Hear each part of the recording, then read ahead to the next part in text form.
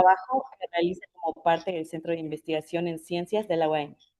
Entonces, bueno, estamos muy emocionadas de tenerla aquí con nosotras y compartir sobre el taller de hoy.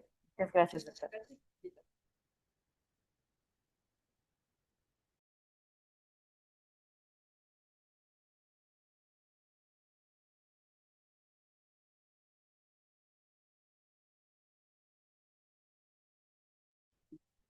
¿No? Ah, sí, ya lo escuchamos. Sí, ok. Entonces, ¿Y se quiere conectar al cañón? al canal, sí es cierto. Es que estoy compartiendo nada más a los que estén en línea. ¿Va? Ajá, sí, sí está. Listo. No sé si desde ahí podemos verla desde acá. O tiene conexión HDMI en su computadora. Sí, también tengo. Ah, ¿quiere ir o qué? Sí, ya se ve. No, todavía no. No. A ver si. Agarra bien esta normalmente aquí. Bien. Ya. Ok. Listo. Gracias. Entonces,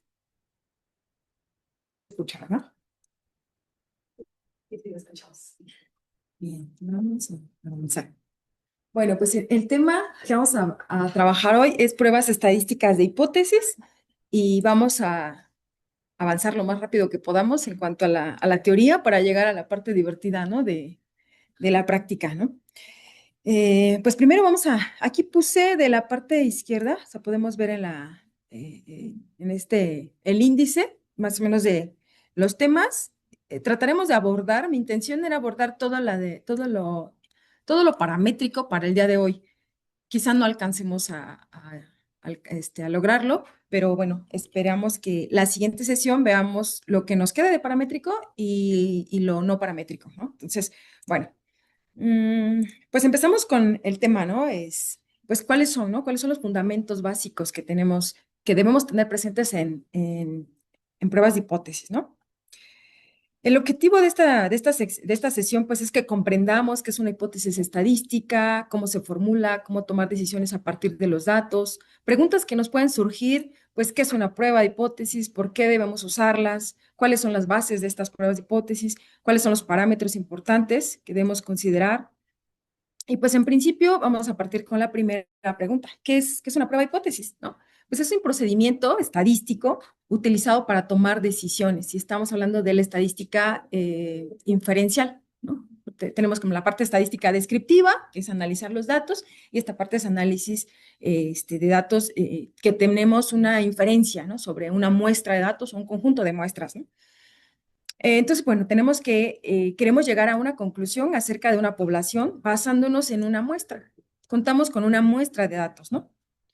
Y bueno, en términos simples diríamos que es algo básico y para alguien que se dedica como a la ciencia de datos, científico de datos allá afuera, en la industria, pues es como el pan de cada día, ¿no? Tomar decisiones a partir de muestras de datos y queremos tomar esas conclusiones que van a ser representadas en una población, ¿no? Pero nosotros nunca vamos a conocer una población, ¿no? Eso es algo que es bien importante que lo tengamos en cuenta, ¿no? Por ejemplo, decíamos, queremos, no sé, hacer un análisis sobre,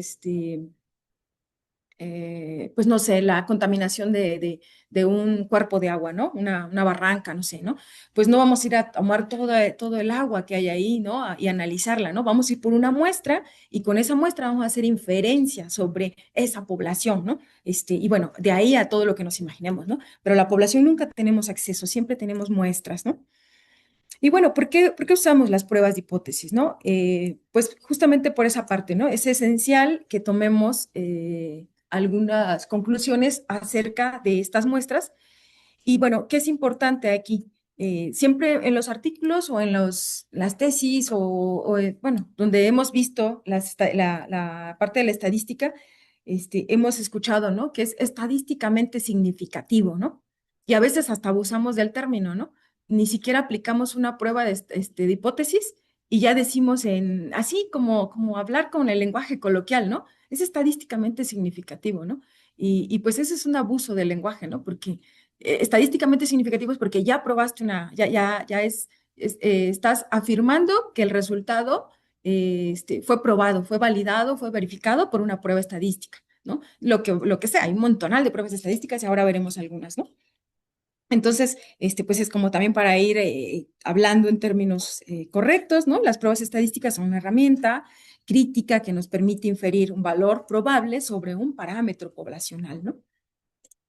Y bueno, pues en el contexto actual hay científicos de datos en todos los ámbitos, ¿no? Empresariales, científicos, tecnológicos, sociales, políticos, en donde quiera tenemos datos y podemos tomar, hacer inferencias sobre una población, ¿no? Entonces, bueno, ¿cuáles son las bases principales de las hipótesis, no? Recordar, yo creo que esto, pues todos hemos llevado estadística alguna vez en la vida, o sea, creo que desde la prepa lo llevamos, pero a lo mejor hasta que tienes los datos en las manos, como que empiezas a valorar y a lo mejor a cuestionarte, ay, ¿cómo se plantea una hipótesis, no? ¿Qué tengo? O sea, ¿la acepto? ¿La rechazo? ¿Qué hago, no? Entonces, bueno, es como un lenguaje que quizá todos manejamos, pero a la hora de trabajar con datos experimentales es cuando sufrimos, ¿no? Un poco. Entonces, bueno, recordemos, la hipótesis nula, pues es la afirmación que representa como el estado de equilibrio de tu experimento, de tu estudio, es así como dicen, ¿no? Como la más dócil, ¿no? Lo que tú te esperas que suceda, ¿no? Pues es la suposición de que no, por ejemplo, ¿no? Podríamos decir, es la suposición de que no hay diferencia significativa entre dos grupos, ¿no? Ya sea que estemos analizando métodos de procesamiento, de analíticos, grupos de personas, de individuos, de objetos, no sé, pero podemos tomar podemos imaginar que ahí puede haber una diferencia o no entre esos grupos, ¿no? Un ejemplo aquí que vamos a ver varios ejemplos, pero bueno, aquí hablando de un ejemplo, de una hipótesis nula, se podría decir la producción diaria de una máquina es igual a 50 unidades, así, de simple, ¿no? Entonces esto lo representas, hipótesis nula, mu es igual a 50, ¿no? La hipótesis alternativa en este caso, pues es lo contrario, la negación a la hipótesis nula, y entonces la producción diaria de una máquina es distinta de 50, ¿no? Ahora vamos a ver después eso de ser distinto o ser menor o ser mayor, cuando hablas de una cola, de dos colas, ¿no? También tiene ahí sus detalles la prueba, la hipótesis alternativa, ¿no? Y bueno, pues en resumen, el proceso de una prueba de hipótesis va a consistir en que formulemos afirmaciones sobre un parámetro. Pues en este caso hablábamos del ejemplo es la producción diaria es de 50 unidades, pero bueno, nosotros ya tendremos en nuestro objeto de estudio nuestras propias afirmaciones, ¿no? Vamos a evaluar estas afirmaciones a partir de una muestra de datos que tengamos, ¿no? Y la parte más importante, pues, vamos a utilizar ciertas pruebas estadísticas que nos van a ayudar a rechazar o no la hipótesis nula, ¿no? Ya leyendo un poco, yo poniéndome un poquito ahí al corriente sobre estos rollos, en su momento cuando yo aprendí la estadística, pues hablábamos mucho de aceptar, ¿no? Se acepta la hipótesis nula, se rechaza, ¿no? Pero ya leyendo un poco más, que lo correcto no es decir se acepta, ¿no? Lo correcto es decir, si tengo evidencias para no rechazar la hipótesis nula, rechazarla o no rechazarla, ¿no? O sea, como que evitemos usar el término de aceptar la hipótesis, ¿no? Bueno, pues entonces, los parámetros en concreto que debemos de tener en cuenta para una prueba de hipótesis, pues son nuestras hipótesis, ¿no? La nula, la alternativa, el estadístico, que depende de la prueba que vayamos a aplicar.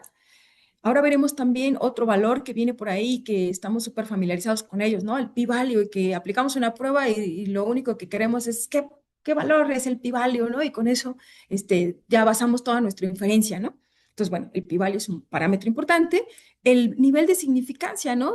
Ya tomamos como ley, ¿no? El 95%, el 99%, ¿no? No los cuestionamos, ¿no? Si está bien, está mal, ¿no? O sea, todo el mundo lo aplica y vamos sobre eso, ¿no? Pero hay que, bueno, simplemente ver lo que no son leyes, solo son umbrales, ¿no? Entonces vamos a ver cada uno de ellos, ¿no? Eh, pero bueno, el nivel de significancia, pues es el umbral, lo vamos a ver aquí, ¿no? Como es el umbral de rechazar la hipótesis nula, ¿no? Comúnmente se utiliza el 95% de confianza como nivel de confianza y por lo tanto el nivel de significancia se mide de 0 a 1, entonces 0.05 o 0.01, ¿no? Ahora, por otro lado, algo que es bien importante es que cuando trabajamos con una prueba de hipótesis, también hay errores, también nos podemos equivocar, también podemos tomar decisiones equivocadas, ¿no? Entonces, pues hay dos tipos de errores, ¿no? estos errores son inherentes a las decisiones estadísticas. No hay manera de que los evitemos, ¿no? Siempre vamos a tener esos errores, ¿no? Entonces vamos a ver aquí dos distribuciones, ¿no? Por ejemplo, ¿no? Podemos ver aquí la distribución de la hipótesis nula, ¿no? Y esta parte roja que vemos en la colita, ¿no? Acá al final, ¿no? Esa parte es el error tipo 1, es decir, lo que corresponde a nuestro alfa. Si nosotros elegimos un 95% de confianza para nuestra prueba, vamos a suponer o a asumir, creo que aquí sí el término sí es correcto, asumir, ¿no? Asumo las consecuencias de aplicar la prueba al 95% de confianza. ¿Cuál es la consecuencia? Es que hay un 5% de error, ¿no? Si tú lo aplicas al 99% de confianza, bueno, te permites un error más pequeño, pero siempre va a haber un error, ¿sí? O sea, esa parte roja que vemos en esta parte, se ve, ¿verdad? ¿Sí? Ah, ok. Esta parte roja ahora mismo es el porcentaje del 5, ¿no? ¿No? Esta es nuestra distribución para la hipótesis nula, ¿no? Y nosotros también tenemos otra que es la distribución para la hipótesis alternativa, ¿no? Y entonces, nosotros quisiéramos que ellas dos no se tocaran, ¿no? Y ahí sí no habría error, ¿no? ¿Cómo podemos hacer eso cuando es imposible que no haya traslape, ¿no? Porque estamos como, en este lado estamos evaluando como, por ejemplo, o sea, vamos a ver varios ejemplos, ¿no? Pero uno de los ejemplos es el grupo un grupo de pacientes con artritis presenta tal concentración de la sangre de un parámetro, ¿no? En particular el tiol, por ejemplo, viene ahí un ejemplo, ¿no? Y entonces, el grupo de pacientes con artritis presentan una media del tiol de tal, ¿no? Y hay otro grupo de pacientes control, ¿no? El grupo de pacientes control que no tienen artritis y tienen una media de su concentración del parámetro tal, ¿no? Y entonces tú tienes pues, dos grupos, ¿no? El grupo con artritis y el grupo control, ¿no? Entonces tú quieres tomar una inferencia a partir de ellos, ¿no? Pero entonces siempre hay como esta parte que van a tocarse ahí las dos distribuciones, ¿no? Entonces, bueno, aquí lo que toca ver es esta parte es nuestro alfa, es el 5% de error que nosotros asumimos. Si nosotros evaluamos la prueba al 95%, este es el 5% de error. Por otro lado, el error de equivocarnos también, de aceptar la hipótesis, la hipótesis alternativa o de tomar esta, ¿no? Cuando digamos que estamos en esta zona, en esta, ¿cómo se llama? En esta, cuando la hipótesis nula es verdadera, pues deberíamos de rechazar esta, ¿no? Pero puede ser que esta sea verdadera, ¿no? Y estamos, no, al contrario, que esta no sea verdadera, esta sea la verdadera, ¿no? Este pedacito azul, ¿no? Esta es la verdadera, y ya toca este pedazo, ¿no? Entonces, esta parte, sí, sí, se escucha. Moverlo para Ah, que ya. vean cuando está.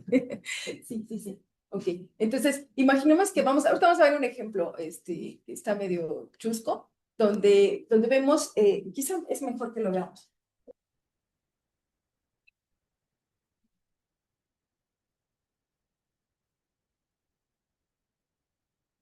Bueno, ahí puse la definición para que nos quede más claro. El error tipo 2 es no rechazamos la hipótesis nula, es decir, no rechazamos la hipótesis nula, no la rechazamos, ¿sí? Estamos en esta sección, porque para que la rechacemos tenemos que estar en la otra zona, ¿no? Entonces, no rechazamos la hipótesis nula cuando en realidad es falsa, es decir, no rechazamos la hipótesis nula, estamos quedándonos con ella, pero es falsa, ¿no? Y entonces significa que la H1 es verdadera, ¿no? Y entonces ahí estamos cometiendo este pedacito, ¿no? Este error que es un falso negativo, ¿no?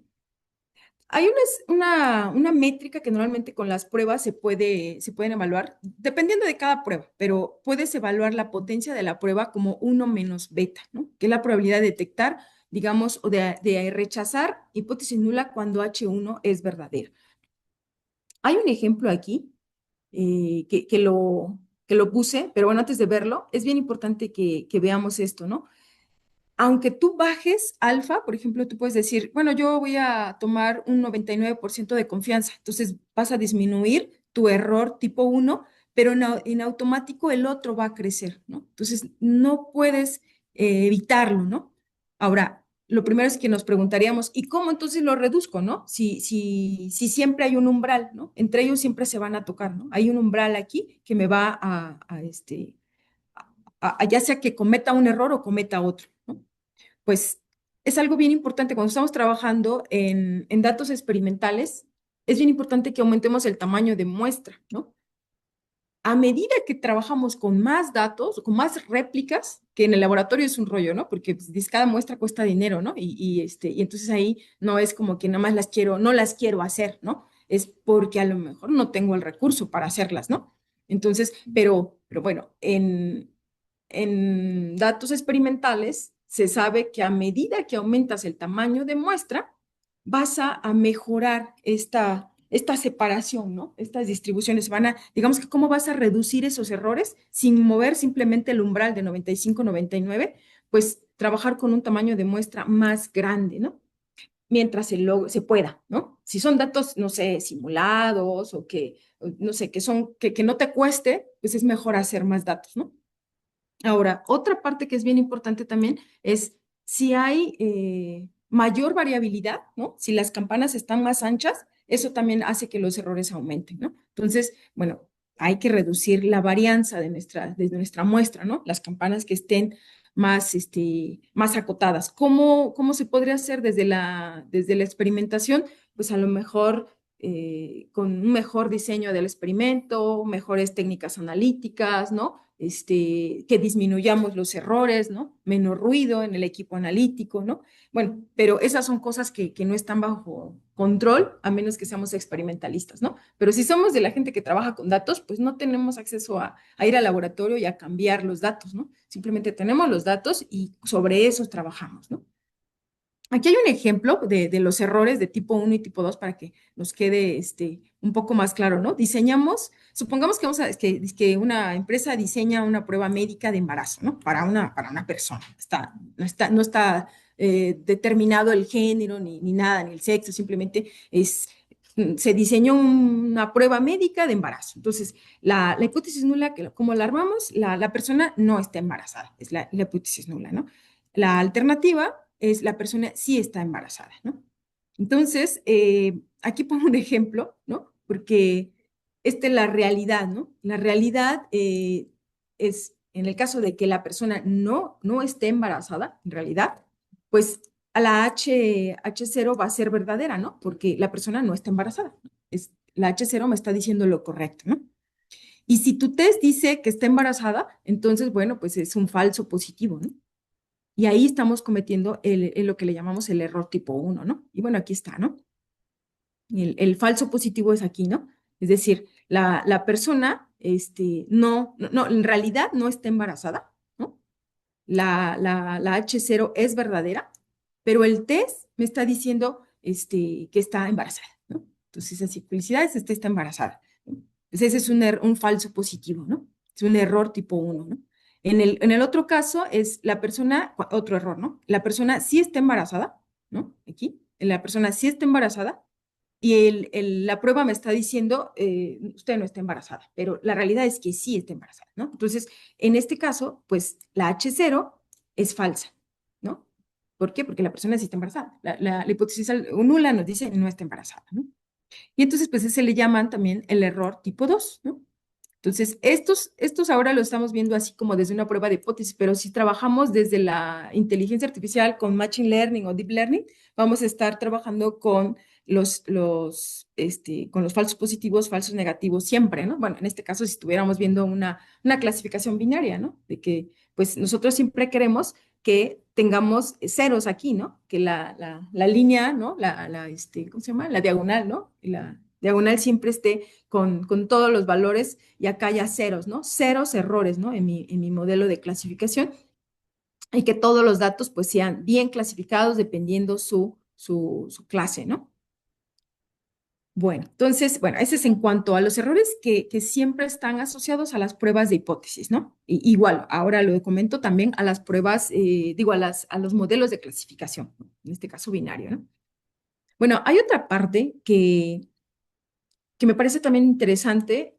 Cuando aplicas una prueba estadística, tienes digamos que la decisión de aplicarla a una cola o a dos colas, ¿no? Y luego eso se nos complica entender, ¿no? ¿Y qué significa una cola y qué significa dos colas, ¿no? Bueno, aquí lo pongo de una manera como más cortita, en forma sencilla, ¿no? Si la aplicas a una cola, digamos que la región crítica se va a quedar en un solo extremo, digamos que en este lado, ¿no? Tu región crítica se va a poner solo del lado que quieres evaluar, ¿no? Entonces, aquí, ¿qué podríamos evaluar? ¿No? Pues solo dos decisiones, ¿no? Mayor que, o si se va de este lado, del lado inferior, menor que, ¿no? Y ahorita veremos algunos ejemplos de cuándo podríamos decir, ah, pues esto es menor que o mayor que, ¿no? Y cuando no te importa si es mayor o menor, pues la trabajas a dos colas, ¿no? Entonces, el alfa, que aquí está junto en una sola parte de la distribución, la vamos a dividir entre dos, ¿no? Y entonces aquí podemos ver la prueba a dos colas, la región crítica está en ambos extremos, ¿no? Y es el estándar normalmente en cualquiera de los, o sea, las pruebas de hipótesis normalmente las hacemos así, ¿no? Solamente decimos, este grupo es distinto del otro. No me importa si es mayor o menor, ¿no? Solo distinto, ¿no? ¿Qué es lo que cambia cuando hablamos de una cola o de dos colas? Lo único que va a cambiar, nuestra hipótesis nula va a quedar igual como la planteamos. De hecho, sí lo podemos ver acá. Lo voy a hacer un poquito más grande, ¿no? Aquí, por ejemplo, la prueba a dos colas dice la hipótesis nula es, no sé, mu es igual a X, ¿no? Que es la media de mi muestra, no sé, una muestra, una mu teórica igual a una media de mi muestra, ¿no?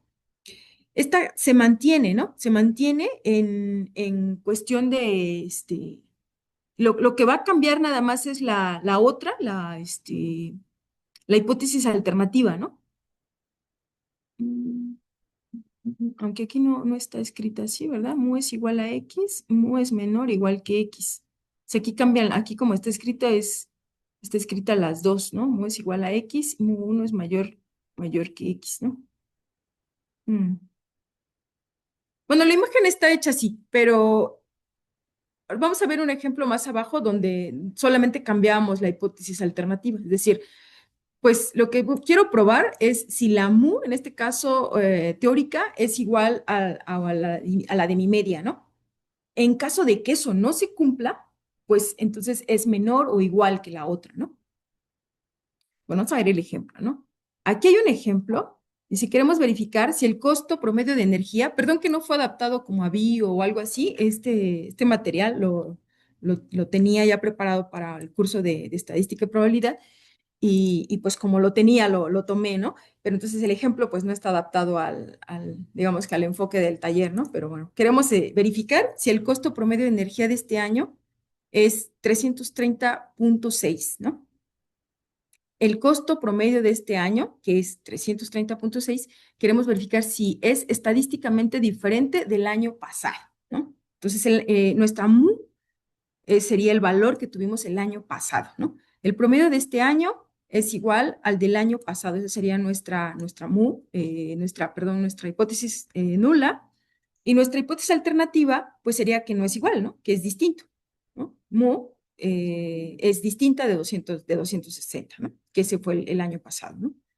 Entonces, la siguiente gráfica nos va a mostrar una distribución de las medias muestrales bajo el supuesto de que H0 es verdadera, ¿no? Y H0, ¿qué nos dice? Que el promedio de este año es igual al del año pasado, ¿no? Que no hay diferencias, ¿no? Entonces, si nosotros graficamos esta distribución teórica, tendríamos aquí nuestro 260, que es el promedio del año pasado, ¿no? Entonces, el promedio del año pasado, si nosotros construimos una distribución teórica digamos que hacemos un muestreo ahí digamos que muchas muestras, entonces podríamos encontrar que 330, que fue obtenido en este año, está dentro de esa distribución, ¿no? Ahí aparece 330, ¿no? Porque siempre recordemos que el decir un promedio, pues no es absoluto, ¿no? Tenemos una campana ahí, ¿no? Y más o menos qué, eso depende de la varianza, ¿no? Aquí no nos está diciendo la varianza que tenemos, simplemente partimos de un promedio y se hace una distribución bajo el supuesto de que esto es una distribución normal, ¿no? Entonces, bueno, ¿qué sucede con un nivel de confianza al 95% de confianza, ¿no? Pues el nivel de confianza ya habíamos visto, ¿no? Que era la probabilidad de que rechacemos la hipótesis nula cuando en realidad es verdadera, ¿no? Entonces, estamos ahí cometiendo el error tipo 1, ¿no? Es la probabilidad de rechazar la hipótesis nula cuando en realidad es verdadera, ¿no? Entonces, aquí nuestro 330, si pintamos nuestra área de rechazo, ¿no? Porque si vemos el ejemplo ahí arriba, recuerden que dice área de no rechazo de la hipótesis nula, ¿no? Si cae sobre este pedazo, no rechazamos la hipótesis, no tenemos evidencias para rechazar la hipótesis nula, ¿no? Entonces, acá ya cayó el 330 en la sección de rechazo, ¿no? Justamente el área de no rechazo de la hipótesis nula es esta, ¿no? Entonces, aquí lo que nos está diciendo este ejemplo, pues nuestra media muestral cae dentro de la región crítica, lo que indica que es estadísticamente significativo, ¿no? Si nosotros aplicáramos esta prueba al 95% de confianza, diríamos que pues no, el promedio de la energía de este año, o el costo de la producción de energía de este año es estadísticamente diferente al del año pasado, porque cayó en esta sección, ¿no? Ahora, esto si lo estamos hablando al 95% de confianza y lo estamos pensando a dos colas, simplemente es diferente, no me importa si es menor o mayor que el del año pasado, ¿sí? Ok, ahora, ¿qué sucede si elegimos un nivel de confianza distinto, ¿no? Nos vamos a un nivel de confianza más estricto, ¿no? 99% de confianza. Entonces dijimos que ese 1% de error lo vamos a dividir en las dos extremos de la distribución y nos quedaría una imagen así, ¿no? Entonces, en este caso, la media de la que estamos hablando de este año, que es 330.6, pues ya no cae, perdón, no cae dentro de la región crítica. Por lo tanto, no puedo rechazar la hipótesis nula. Recordemos que la parte de rechazo de la hipótesis nula es toda el resto de la campana, ¿no? Evitando las colitas, ¿no? Estas rojas, ¿no? Yo tengo una pregunta. Esto simplemente uso mucha duda. Cuando en el ejemplo anterior era como muy, digámoslo en términos simples, obvio que el precio el costo es distinto cuando se toma el 95%. Pero cuando se toma el 99%, lo que yo no entiendo es por qué algo que de cierta manera es obvio que por porcentaje es como el 30-40% que subió, porque aquí ya no es verdadero. O sea, sí, como que tenemos esa misma intuición, ¿no? De que tú dices, voy a aplicar la prueba a un nivel de confianza más alto y entonces te imaginas que va a ser más estricta, ¿no? Por aplicarlo al 99% de confianza, ¿no? porque, o sea, es el 40%, los que nos está aumentando el costo. Eso no significa, es lo que no entiendo. No me entiendes. Sí, sí, sí, sí. O sea, entiendo, sí, lo que dices es, se ve muy lejos, ¿no? El 300 pues del 260. Ajá, sí, sí, sí, sí, se ve muy lejos. Pues, ¿Qué tan válido es decir? O sea, sí, dice el estadístico que no, pero cuando lo estás viendo que sí son 70 pesos más, ¿por qué no es significativo? ¿por qué no es significativo? Bueno, esta distribución, digamos que fue obtenida bajo como un muestreo con cierta dispersión, ¿no? O sea, esta dispersión la estamos considerando al construir esto, ¿no? Bueno, esta pregunta que me haces realmente es complicada y me lleva a pensar en el doctor que me dio clases de estadística la primera vez y dijo, la estadística la usas como quieras usarla, a tu favor. Si tú quieres hacer ver que realmente fue mayor el costo este año, pues aplicas uno, ¿no? Y si no, aplicas el otro. O sea, como que la estadística te cubre las espaldas, ¿no? Dependiendo cuál es tu narrativa que quieres, ¿no? Yo lo que sugiero es que se muestren los resultados a los 2, 3 o 4 niveles, ¿no? Que hagas 97, 99, 99.5, ¿no? Y que cuando tú discutas, digas, bueno, ahí están los resultados, perdón. Yo tengo un ejemplo de eso. Imagínate que es como, es una distribución, el 40% puede ser poco, puede ser mucho. Eso depende de la varianza. Entonces, por ejemplo, es como si pagaras la luz, pagas bimestralmente, la luz pagas 100 pesos, pagas 120, ¿no? Y un día pagas 200. Pero creo que si te hago un recuento de lo que has pagado los últimos 10 años, ¿no? Y digamos que el promedio de tu pago es 100 pesos, pero la verdad es de que muchas veces en esos 10 años pagaste 500. Entonces, si de repente un día pagas 400, yo puedo decir que era lo esperado. Porque depende de qué tanto varías en pagos, ¿no? Si muchas veces pagabas 100, pagabas 500, aunque sea 3 veces más, ya cuando te hago el recuento de tu comportamiento, ¿no? De los últimos 3, 4 años, yo digo, no, pues es que este cuate a veces paga 50, a veces paga 400, ¿no? Que de casualidad pagar esta vez 300, o sea, sí está más grande que el promedio, pero es porque su conducta habitual, ¿no? Porque el cuate es muy variable, es como que inestable en sus gastos. En cambio, si tú gastaras todo el tiempo 50 pesos, y de repente de la nada gastas 400, pero eso no es lo mismo que a veces gastes 100 y a veces gastes 800 y que de casualidad el promedio sea el mismo, pero tu comportamiento no es estable, sino que te mueves de aquí, te mueves para allá, te mueves para acá, te mueves para allá. Entonces, pues eso es lo que se me ocurre como un ejemplo de eso, ¿no? Entonces, si los costos de esta energía suben, bajan, suben, bajan, suben, bajan, suben, bajan, si esos subidones y esos bajones son muy menores, un cambio 1 a 1 podría no significar nada, ¿no? Pero eso se ve en la distribución. Ajá, porque eso depende de la distribución. Sí, estos datos son simulados, ¿no? Suponemos como el compañero dice, ¿no? Aquí estamos suponiendo como un muestreo de 20, 25, ¿no? Acá decíamos, ¿no? Ahí no me acuerdo dónde lo puse. Acá, n igual a 25, una muestra de 25 y que se simularon muchas muestras de 25 datos, ¿no? Donde la media es 260, ¿no? Pero, pues, 260 más menos algo, ¿no? Como dice, ¿no? Hay esa varianza es de pronto, ajá, la desviación estándar, ¿cuánto es, no? Entonces, si de pronto tenemos un tamaño de muestra, o sea, ¿cómo podríamos hacer como para que este efecto sí realmente sea muy, muy marcado? En principio hay que simular más datos, ¿no? N igual a 25 es muy poquito, ¿no? Tener un muestreo mayor para que nos dé una idea de cuánto ha sido como el histórico, ¿no? En este caso, por ejemplo, si esto fuera anual, pues históricamente cuánto es el promedio, ¿no? Te gastas, ¿no? Por ejemplo, dice el compañero, ¿cuánto es lo que gastas, ¿no? Si históricamente en 10 años has pagado a veces más, a veces menos, a veces más, y ya cuando graficamos todos tus pagos, pues se ve una gaussiana así ancha o no, o tu consumo es muy claro, ¿no? Y entonces de pronto sí aumenta y ahí sí va a ser muy, muy, si la gaussiana está como, la desviación estándar está muy, muy chica, ahí sí el efecto debería de ser muy marcado, ¿no?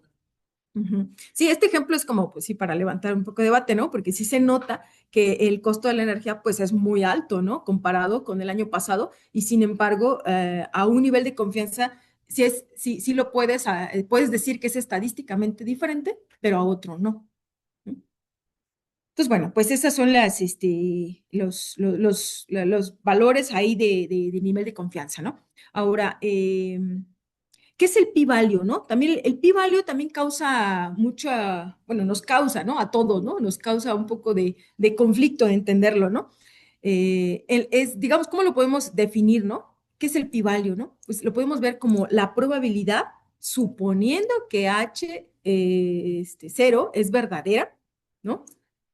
La probabilidad de observar un resultado tan extremo o más que lo obtenido. En este caso, ¿cuál fue el valor tan extremo? Es el 330, ¿no? Entonces, es la probabilidad, suponiendo que H0 sea verdadera, de que este resultado tan extremo, pues sea posible de lograr en esa distribución, ¿no?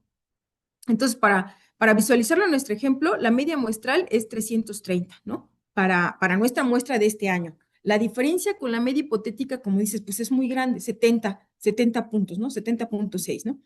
Podemos ahí calcular la probabilidad de obtener valores así de extremos, como está el 330, en ambas colas de la distribución, ¿no? Y al calcular la probabilidad de obtener valores así de extremos en ambos valores, eso es lo que construye nuestro valor de p-value, ¿no? Entonces, estas dos áreas, pensando en que este valor ya fue calculado, ¿no? El área bajo la curva ya fue calculado, 0.01556 para cada pedazo, ¿no? Entonces, en total va a sumar un p-value, sumando las dos, todo el área, 0.03, ¿no? Entonces, ahora, ese p-value es el que nos devuelve siempre las pruebas estadísticas, ¿no? Nosotros, pues, lo tenemos que entender como un criterio para rechazar o no rechazar nuestra hipótesis nula, ¿no? Pero recordemos que en realidad lo que estamos hablando es una probabilidad, suponiendo que H0 sea verdadera, que ese valor sí sea lógico de encontrarlo, ¿no? Este resultado sea posible, ¿no? De encontrarlo, ¿no? En nuestra distribución, es decir, que sí aparezca en esta gaussiana, ¿no? Entonces, en este caso, el p-value nos va a determinar simplemente si se rechaza la hipótesis nula, ¿no? En este caso, si p-value es 0.03 y estamos aplicando un alfa de 0.05, tenemos que ver, ¿no? Pues 0.03 si es menor que 0.05. Entonces, se rechaza. Se rechaza la hipótesis nula y esto significa que estaremos diciendo el promedio de este año es igual que el del año pasado, ¿sí? No tenemos evidencias para rechazar la hipótesis nula, ¿no?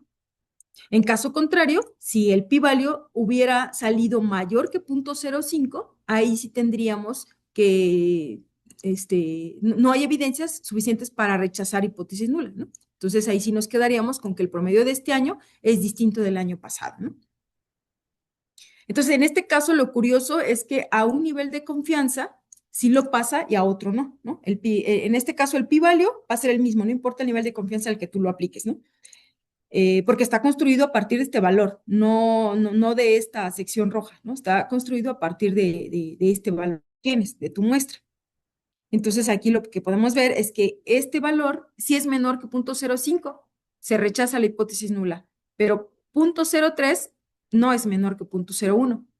Entonces, no se rechaza a un nivel de confianza del 99% de confianza. Entonces, bueno, algo que se comenta mucho es que a veces nos equivocamos, que el p-value sea la probabilidad de que H0 sea verdadera, ¿no? O sea, o que la rechacemos o no la rechacemos, ¿no? Pero no tiene que ver con eso, sino que tiene que ver con tu valor, con tu valor muestral que estás considerando, al evaluarlo con respecto a un valor teórico. Entonces, bueno, aquí ya para no hacer mucho más de esto, pues no existe un valor de p-value, digamos, que sea mágico, ¿no? Que nos ayude a definir qué es significativo y qué no es significativo en nuestros datos experimentales, ¿no? Los datos, los niveles de 95%, de 99% de confianza, pues son convenciones, pero pues no son leyes así absolutas, ¿no? Lo que se sugiere también es aplicar a otros niveles, ¿no? Que te vayas al 97, al 98, al 99, 99.5, 99.9, ¿no? O sea, que la decisión, no solamente, tu interpretación de tu análisis estadístico, no solamente lo bases en el típico 95% de confianza, ¿no? Sino que apliques la prueba a más niveles de confianza y que veas el resultado y lo observes, ¿no? Lo analices, ¿no? Que no te sesgues por eso, ¿no? Y entonces puedes dar diferentes interpretaciones, ¿no? Podrías decir esto, ¿no? Bueno, si aplico a 95%, sí hay una diferencia significativa, ¿no? Entre la producción de este año y el año pasado, ¿no? Suponiendo un error del 5%. Pero si yo aplico al 99% de confianza, ya no encontré una diferencia significativa, ¿no? Y bueno, pues eso puede dar mayor información que solamente aplicarlo a 95% de confianza y cerrarlo, ¿no? Bueno, pues otro tema también interesante son las pruebas de exploración. Ahorita estamos hablando casi como que ya, lo general en cuanto a pruebas de hipótesis, pero luego hay un gran mundo de pruebas agrupadas para la parte paramétrica y otras para la no paramétrica, ¿no? Y entonces, de inicio, pues la primera decisión es cuáles aplico, ¿no? Las más fáciles son las paramétricas, ¿no? Y las que quisiéramos siempre, pues es FT, ANOVA, ¿no? Pero luego las aplicas y dicen, ¿y aplicaste una prueba para evaluar la normalidad? No, supuse que era normal. Bueno, entonces lo primero que tenemos que hacer es decidir o evaluar si los datos se aproximan a una distribución normal, ¿no? Y para ello hay varias pruebas, no sé si hay un montón, pero pues hay varias, ¿no? Aquí puse una, la más común, esta de Shapiro-Wilk, es una de las más usadas y potentes, pero también es innecesario, pues, que cuando estemos trabajando con nuestros datos, recordemos que estamos trabajando en un enfoque ahorita univariado, solo una variable, estamos viendo solo una variable. Ya luego en regresión lineal trabajas con dos variables o multivariable, con varias variables, ¿no? Pero ahora mismo estamos considerando solo una variable, ¿no? Una variable en más de una muestra, ¿no? Entonces, bueno, hay que hacer histogramas, lo que ya han visto aquí, ¿no? La visualización gráfica, eso nos ayuda a ver si hay outliers, si no hay outliers, si se distribuyen en forma normal. Hay también unos gráficos que se llaman QQ, que ahorita vamos a ver, que significa, bueno, aquí un ejemplo, ¿no? Un ejemplo, sin ir mucho al rollo de la teoría, compara de esta parte están los cuantiles teóricos, compara una distribución teórica, digamos que la normal, contra los cuantiles de tu muestra, ¿no? Y bueno, si estos datos, al graficar estos cuantiles, esta es la prueba QQ, ¿eh? Que es muy típica, que la ves en varios documentos, ¿no? Donde dice, sí tiene una distribución aproximada a la normal. No es como tal una prueba que te diga, el 95% lo apliqué y me dio que sí es normal. No, simplemente es una visualización gráfica, es como cualitativo el asunto, ¿no? Pero es una prueba rápida, ¿no? Que la aplicas muy rápido, ¿no? Entonces, esta se calcula de manera muy sencilla, que simplemente lo que hace es comparar, como les digo, los cuantiles de tus datos de tu muestra con los de una distribución de referencia, que en este caso la referencia la estamos tomando, pues la normal, ¿no? Pero yo me imagino que podríamos comparar si mis datos no sé, por ejemplo, si mi distribución se acerca a una distribución teórica X, ¿no? Que no sea la normal. Me imagino que se podría hacer, ¿no? Porque en realidad lo que hace es comparar los cuantiles, así como la media y el tercer cuartil, primer cuartil, todo esto, ¿no? Esto pues, compara estos cuantiles de tus datos con los de una distribución de referencia, que en este caso estamos poniendo que es la normal, ¿no? Si los puntos siguen la línea recta, pues el ajuste sería, pues bueno, ¿no? Ajuste a una normal. Pero si vemos curvaturas, pues podrían decir que hay asimetría o colas más o menos pesadas, ¿no? En este caso, ¿no? Sí, sí. Bueno, yo para el módulo de probabilidad y estadística, aplicamos esta prueba visual a datos que no eran normales, ¿no? De otras distribuciones totalmente ajenas a la normal y sí se obtienen datos bien raros aquí, no se apegan a la línea, ¿no? Entonces, bueno, pues esa es una de las visualizaciones gráficas, aparte de los histogramas que podemos hacer típicos. Y bueno, pues la prueba esta de Shapiro-Wilk, pues sí ya la podemos aquí ver como una prueba de hipótesis, ¿no? Si realmente podemos plantear nuestras hipótesis, en este caso, podemos plantear que la hipótesis nula, pues provienen de una distribución normal y la hipótesis alternativa, pues que los datos no provienen de una distribución normal, ¿no?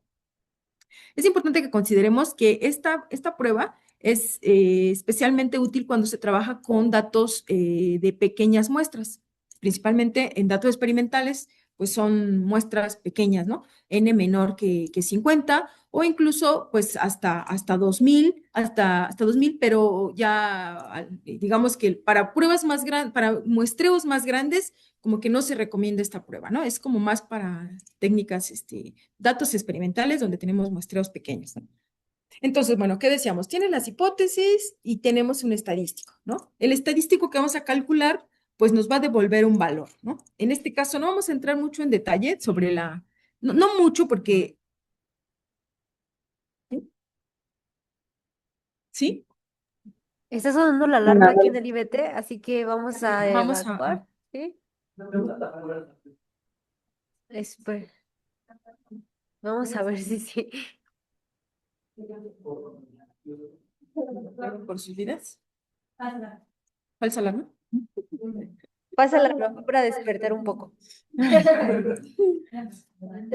Para el susto. ¿Corremos o no corremos, no? Sí. Vamos a ver para cuando los datos sobrepasen los datos pequeños, o sea, para más de 2000 datos. Sí, yo creo que para la próxima puedo buscar otra prueba que sean como para mayor conjunto de datos, ¿no? Esta es como muy particular para conjuntos de datos pequeños, ¿no? Okay. Sí, perdón.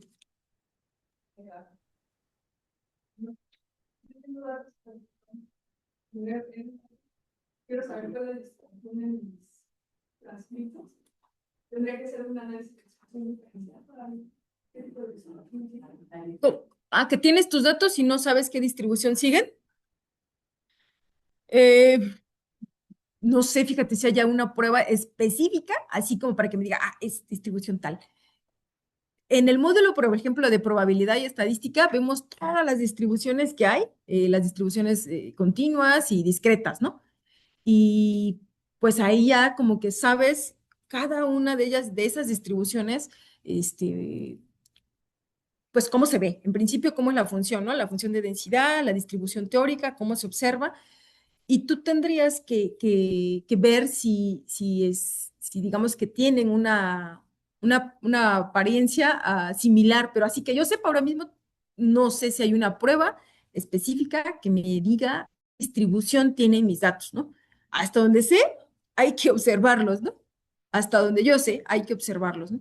Pero déjamelo buscar, porque si son tantos, por ejemplo, la distribución de la riqueza, ¿no? No es normal, ¿no? Sí, pero se distribuyen binomial negativo. Ese es el supuesto que hace el algoritmo, porque es lo que se ha visto. Se ha visto que se distribuye de Exacto. manera binomial negativa, y por ejemplo, Seurat y otras librerías asumen eso. Entonces, la distribución del transcrito se asume como así. Y ya luego los cálculos que se hacen, pues, no sé cómo serán, pero los algoritmos lo asumen así. Porque es lo que se Ajá. ha visto. No Sí, de porque, acuerdo a la experiencia, ¿no? ajá, no con respecto a la definición ahí discreta de que es una binomial negativa, sino que así se ve. Entonces, Ujú. cuando graficas la distribución de los transcritos, se ven así, se acumulan del lado izquierdo y luego bajan, ¿no? Bien bonitos. Ujú. También es por la referencia, ¿no? Siempre para sacar los datos de cuándo más expresó algo, tienes que tener siempre una referencia. Y en base a cómo se comporta la referencia y la decisión, qué tipo de datos tiene. Sí, mira, por ejemplo, lo que comentaba el compañero, ¿no? Por ejemplo, una distribución, o sea, es como irlas conociendo, ¿no? La distribución uniforme, pues ya se conoce, ¿no? ¿No? La distribución uniforme, ¿no? Una distribución normal, pues son las que ya conocemos, ¿no? Estas curvaturas siempre sigue siendo normal, sigue siendo normal, distribución normal, hay debía haber puesto esta parte. ¿Cómo puedo ver acá el cosito este? Ah, ahí está, ahí está, ahí está. Ajá, distribución, por ejemplo, log normal, ¿no? La log normal, pues ya vemos, ¿no? Que tiene una cola pesada, ¿no? Hacia este lado, ¿no? Una distribución exponencial, pues vemos, está así, ¿no? Entonces, más bien es conocer tus datos, ¿no? O sea, sí es como que los grafiques y los observemos, ¿no? Por ejemplo, una chi cuadrada, ¿no? Una chi cuadrada, pues también tiene una distribución parecida a la normal, pero con un poco la cola un poco pesada, ¿no? Ujú. Entonces, cada una de las distribuciones pues tienen una forma, ¿no? La T de Student que también parece normal, pero no es exactamente la normal, ¿no? ¿Cuáles otras? Bueno, aquí están por ejemplo, las discretas, ¿no? Pero la que usted mencionaba sí es continua, ¿no? Ah, la discreta, ¿no? Por ejemplo, esta, ¿no? La binomial que comentaba, ¿no? La binomial. Bueno, esto es un ejemplo, ¿no? De los valores del histograma que estamos haciendo. La de Poisson, sería, como tal, no tengo, creo que esta es la geométrica. A ver si aquí está, como el gráfico. No, como tal, así que vea yo la distribución. Sí, estas ya son más las discretas, ¿no? Que son simplemente éxito o fracaso, ¿no? Las Bernoulli, ¿no? Entonces, pues yo creo que más que hacer una prueba estadística de cuáles son cómo se distribuye, es que conozcas las distribuciones que existen y luego que veas tus datos y como dice el compañero, pues debe estar reportado ya cuál es la distribución que la han asociado a ese conjunto de datos, ¿no? Ujú. Y pues ya de esa forma, pues podrías aplicar la estadística de acuerdo a ella, ¿no? Mm, bueno, a ver, entonces íbamos acá, en esta prueba, la prueba de Shapiro, ¿no? Aquí hay un ejemplo, entonces esta prueba lo único que nos va digamos que a contestar es si los datos se distribuyen normalmente o no, ¿sí? Eso es todo lo que nos puede ver. Aquí hay un ejemplo muy pequeño de un vector de valores, ¿no? Vamos a aplicar la prueba, en este caso la vamos a importar de aquí, de este paquete de Python, scipy.stats, importamos la prueba Shapiro, ¿no? La aplicamos, ¿qué tenemos que pasar? Pues el conjunto de datos que queremos aplicar, tenemos, ¿qué nos va a devolver? Recordemos que decíamos que nos devuelve un estadístico, es decir, ¿cuál es el estadístico? Si aplicamos esta fórmula, ¿no? Esta fórmula, al aplicar esta fórmula podemos obtener un resultado, un estadístico y un p-value, ¿no? Entonces, bueno, esto ya es la explicación de cómo se obtienen los coeficientes, pero es como más, un poquito más de fondo, cómo se obtienen los coeficientes para esta prueba, pero bueno, ya Python los trae precalculados, no necesitamos hacer estos cálculos complejos, porque aquí implica calcular la inversa de esta matriz de covarianza, entonces sí es una lata si la vas a hacer manual, pero pues nosotros ya no lo vamos a hacer manual, ¿no? No vamos a hacer la matriz de covarianza, ¿no? Ni calcular los determinantes y que a mayor, si nuestra matriz de covarianza es mayor, pues vamos a sufrir más ahí para calcular la inversa. Pero bueno, estos cálculos complejos ya no los realizamos manualmente. Las bibliotecas que vienen aquí en estadísticas, SciPy-Stats, en este caso Shapiro, ya incluyen estos valores precalculados para distintos tamaños de muestra, ¿no? Entonces, pues digamos, esto que simplemente es como una explicación, porque al ver este estadístico puede ser que digas, ¿y qué es A, no? Que ahí cuando veo los componentes del estadístico, ¿qué es A, no? Ah, bueno, pues A son los coeficientes de esta matriz de covarianza, ¿no? N es el tamaño de la muestra, X y son los valores ordenados de menor a mayor en la muestra, y esta es la media de la muestra, ¿no? Entonces, bueno, ya en Python es sumamente fácil, tenemos nuestro conjunto de datos, que aquí es un vector pequeñito, ¿no? Ay, se me fue, perdón. Y aplicamos la prueba a ese conjunto de datos, ¿no? Simplemente mandamos el vector de datos a nuestro método o nuestra función de Shapiro, ¿no?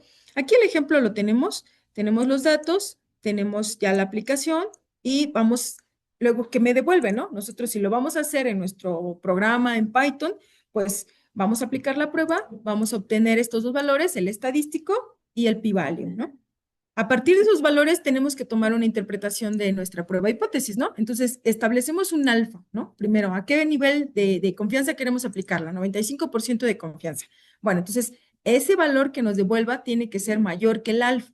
Si es mayor que el alfa, entonces tenemos estas evidencias, ¿no? No se rechaza la hipótesis nula, ¿no?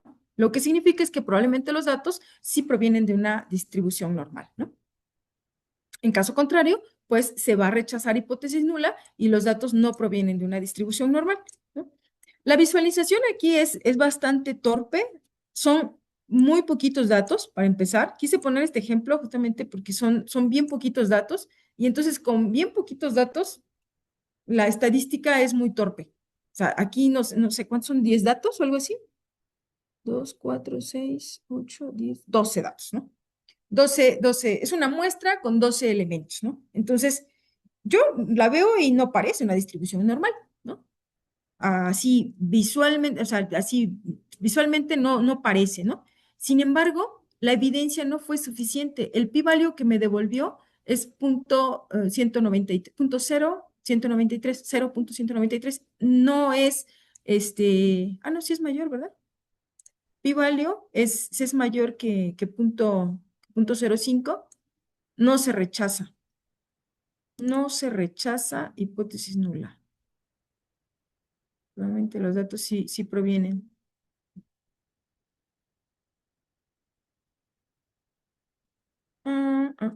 Se supone que a ver, déjame nada más ver cómo la establecemos acá. No se rechaza la hipótesis nula y la hipótesis nula, ok, o sea, no se rechaza la hipótesis nula, ¿no? Los datos provienen de una distribución normal. Es decir, como que te quedas con la hipótesis nula, ¿no? Al no rechazarla, te quedas con la hipótesis nula, ¿no? Los datos provienen de una distribución normal, ¿no? Entonces como lo incoherente, pues, ¿no? Que se puede apreciar que no tiene como tal una distribución normal, sin embargo, la prueba me dice que no hay evidencias para decir que no sea normal, son normales, ¿no?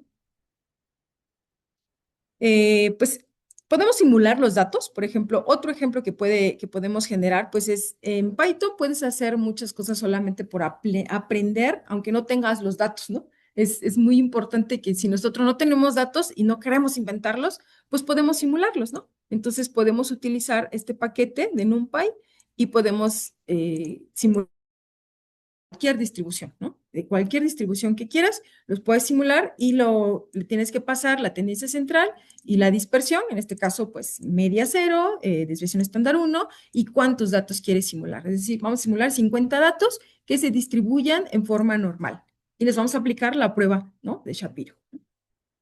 Entonces, bueno, los tenemos aquí, es justamente este ejemplo, está tal cual, lo vimos en el codiguito arriba, ¿no? Guardamos el estadístico y el p-value y volvemos a aplicar, ¿no? El p-value, si es mayor que alfa, entonces la muestra parece provenir de una distribución normal.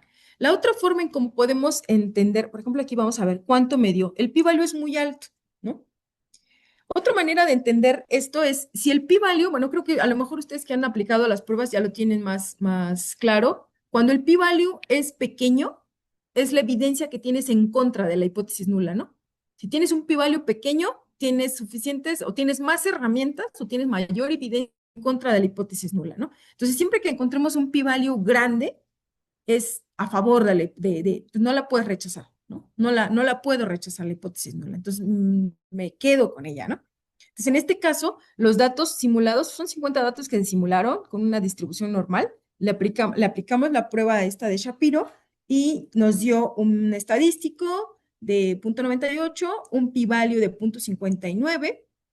Y bueno, aplicando la prueba, si este p-value es mayor que el alfa, entonces la muestra pues parece provenir de una distribución normal, ¿sí? No hay evidencias para rechazar, ¿no? la hipótesis nula, ¿no? Aquí viene otro ejemplo, pero pues es más de lo mismo, ¿no? Entonces, bueno, estas son como la prueba exploratoria. Mis datos se distribuyen o no se distribuyen en forma normal, ¿no? Puedo hacer visualizaciones gráficas, histogramas, la prueba esta de visual de los cuantiles, ¿no? Si se ponen en la línea, digamos que se apegan a la línea, pues estaremos hablando de una distribución normal, ¿no? Bueno, ahora les decía, hay un gran conjunto, ¿no? De pruebas paramétricas y no paramétricas. Entonces, para ello es bien importante que sepamos los supuestos de las pruebas, ¿no? Por ejemplo, sin ir más lejos, ahorita se me ocurre, ¿no? La regresión lineal, ¿no? Todo el mundo conoce la regresión lineal, ¿no? Sin embargo, si analizamos sus supuestos, casi nunca se cumplen. Entonces es inválida aplicar la regresión lineal, ¿no? Que tiene que ser, los errores tienen que ser homocedásticos, ¿no? Que siempre los errores tienen que ser del mismo tamaño, ¿no? Que el X y el Y se distribuyan de forma normal, las dos, ¿no? Que el X y Y sean independientes, ¿no? Que, no sé, no me acuerdo de otro, pero al menos eso, ¿no? Que que haya homocedasticidad, y eso es bien raro que haya homocedasticidad, que los errores sean exactamente del mismo tamaño. Normalmente los errores son de diferentes tamaños, ¿no? En cada uno de los datos, ¿no? Entonces, bueno, esos le llaman supuestos. Si nosotros evaluamos los supuestos antes hace cuánto, no sé, por ejemplo, queremos aplicar una prueba, aquí que puse, por ejemplo, la prueba TD-Student, ¿no? Pues, ¿cuáles son los supuestos para aplicar la TD-Student? El primer supuesto, y la NOVA y la F de Fisher, es que los datos sean normales, ¿no? Y muchas veces no probamos la normalidad, simplemente, pues, supongo que son normales, se ven normales y lo aplico. Pero bueno, es importante que sí evaluemos los supuestos. O definitivamente, si no queremos evaluar los supuestos de esas pruebas, que sí los estamos cumpliendo o no, pues es irnos al otro lado, ¿no? A las pruebas no paramétricas, a las pruebas robustas. Pero entonces significa que nunca toques FT y ANOVA, ¿no? Que aplique sus versiones robustas, ¿no? Que las vamos a ver en el siguiente módulo. Pero bueno, ahora veremos las pruebas, paramétricas cuando suponemos que tenemos una distribución normal, ¿no? La prueba de TD-Student es la más sencilla, yo creo, de entender. ¿Qué vamos a evaluar? Las medias, las medias de muestras, ¿no? ¿Cuándo lo aplicamos? Cuando los datos provienen de una distribución aproximadamente normal, el tamaño de muestra es pequeño, ¿no? En este caso, cuando realmente tenemos pocos datos, que en la parte de análisis, ¿cómo se llama?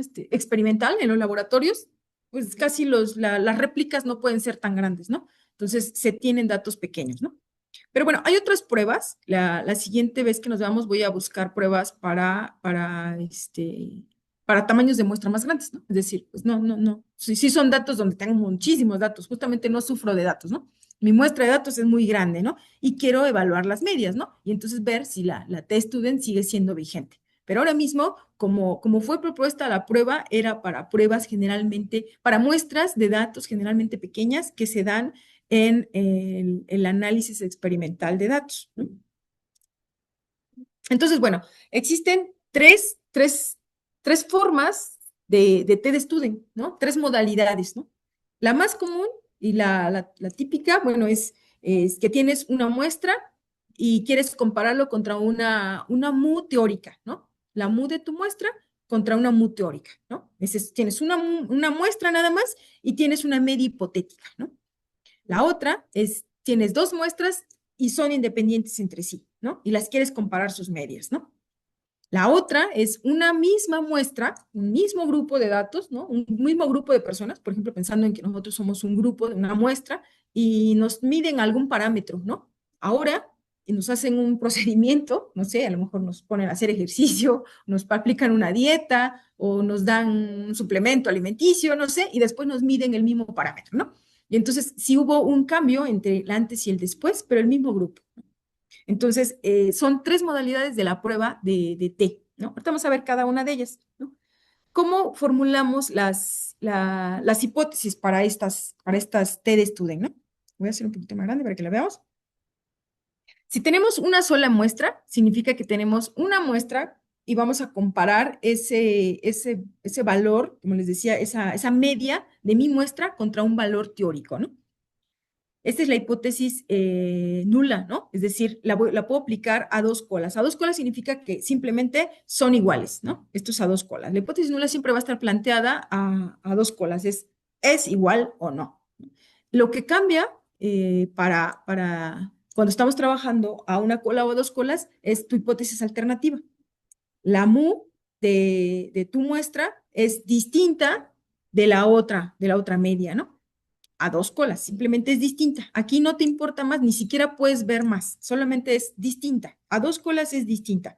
Y a una cola podemos hablar de que es mayor o es menor, ¿no? Es mayor o es menor.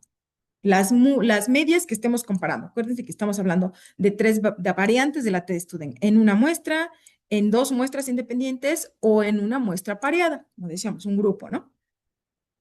¿Va? Bueno, hasta ahí, no sé si tengan alguna duda de esas tres variantes. Vamos a ver ejemplos de cada una de ellas. Pero es importante que evaluemos, que nos quede bien claro que aquí lo que estamos evaluando son las medias, nada más, ¿no? Si lo que deseamos es comparar la varianza entre dos grupos o dos muestras, entonces no es T-Student, es otro tipo de pruebas, como F de Fisher si tienes dos muestras, o ANOVA si tienes más de dos.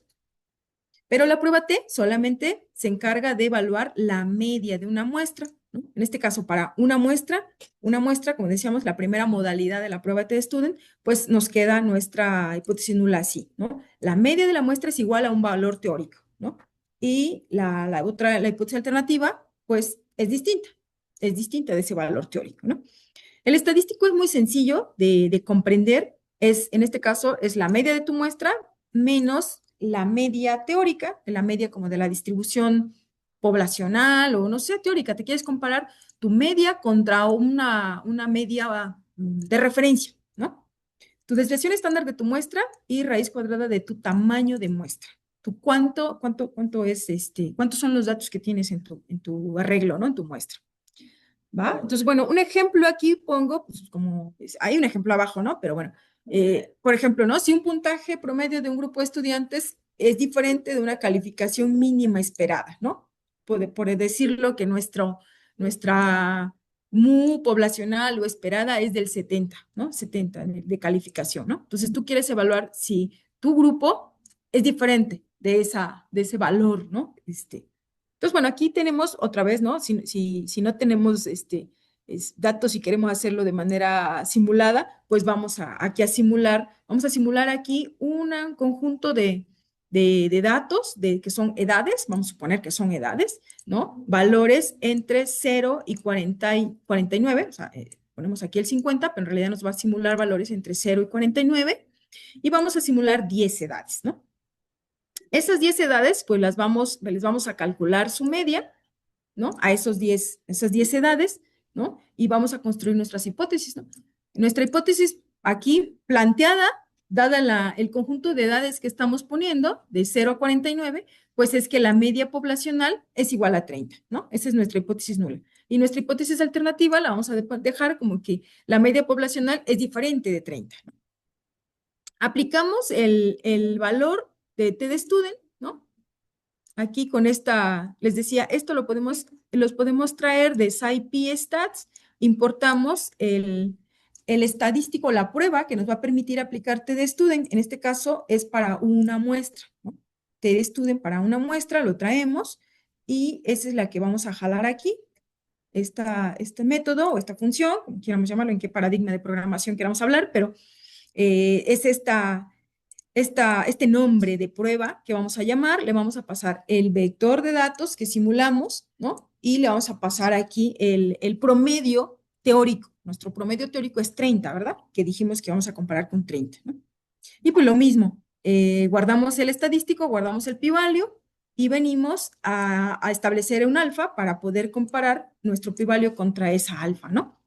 Entonces, estas son las edades que simuló aquí, entre 0 y 49 años, calculó una media y nos dio 23. Recordemos que nuestra hipótesis nula era que la media de la población era de 30, ¿no? Entonces, el estadístico que calculó fue este valor, menos 1.29, nos dio un p-value de 0.22, y recordemos que si este valor no rebasa al 0.05, entonces digamos que no se rechaza pues la hipótesis nula, ¿no? Aquí p-value es menor que alfa, ay, perdón, lo arrastré. P-value que es 0.22 es menor que 0.05, no.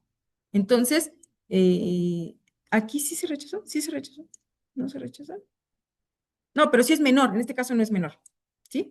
0.22 no es menor que 0.05. Entonces nos quedamos con esto, ¿no? No se rechaza hipótesis nula.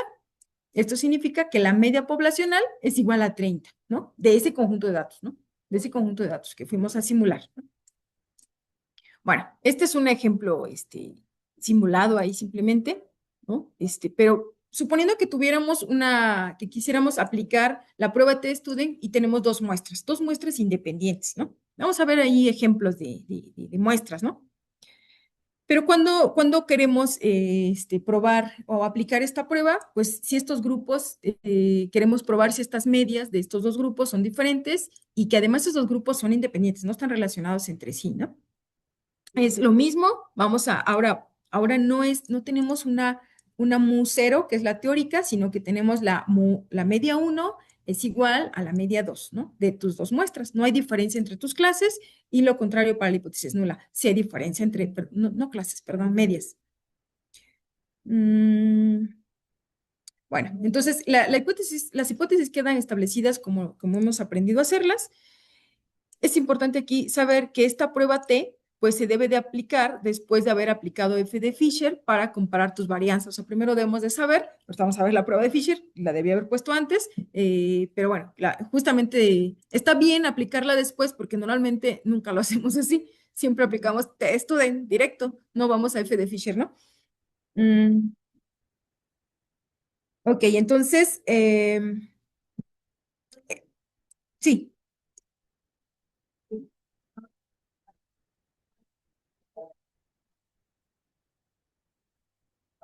Para varianza y luego tendencia central. Ajá. Ahorita vamos a hacer los ejemplos combinados. Bueno, a ver si llegamos, ¿verdad? Pero.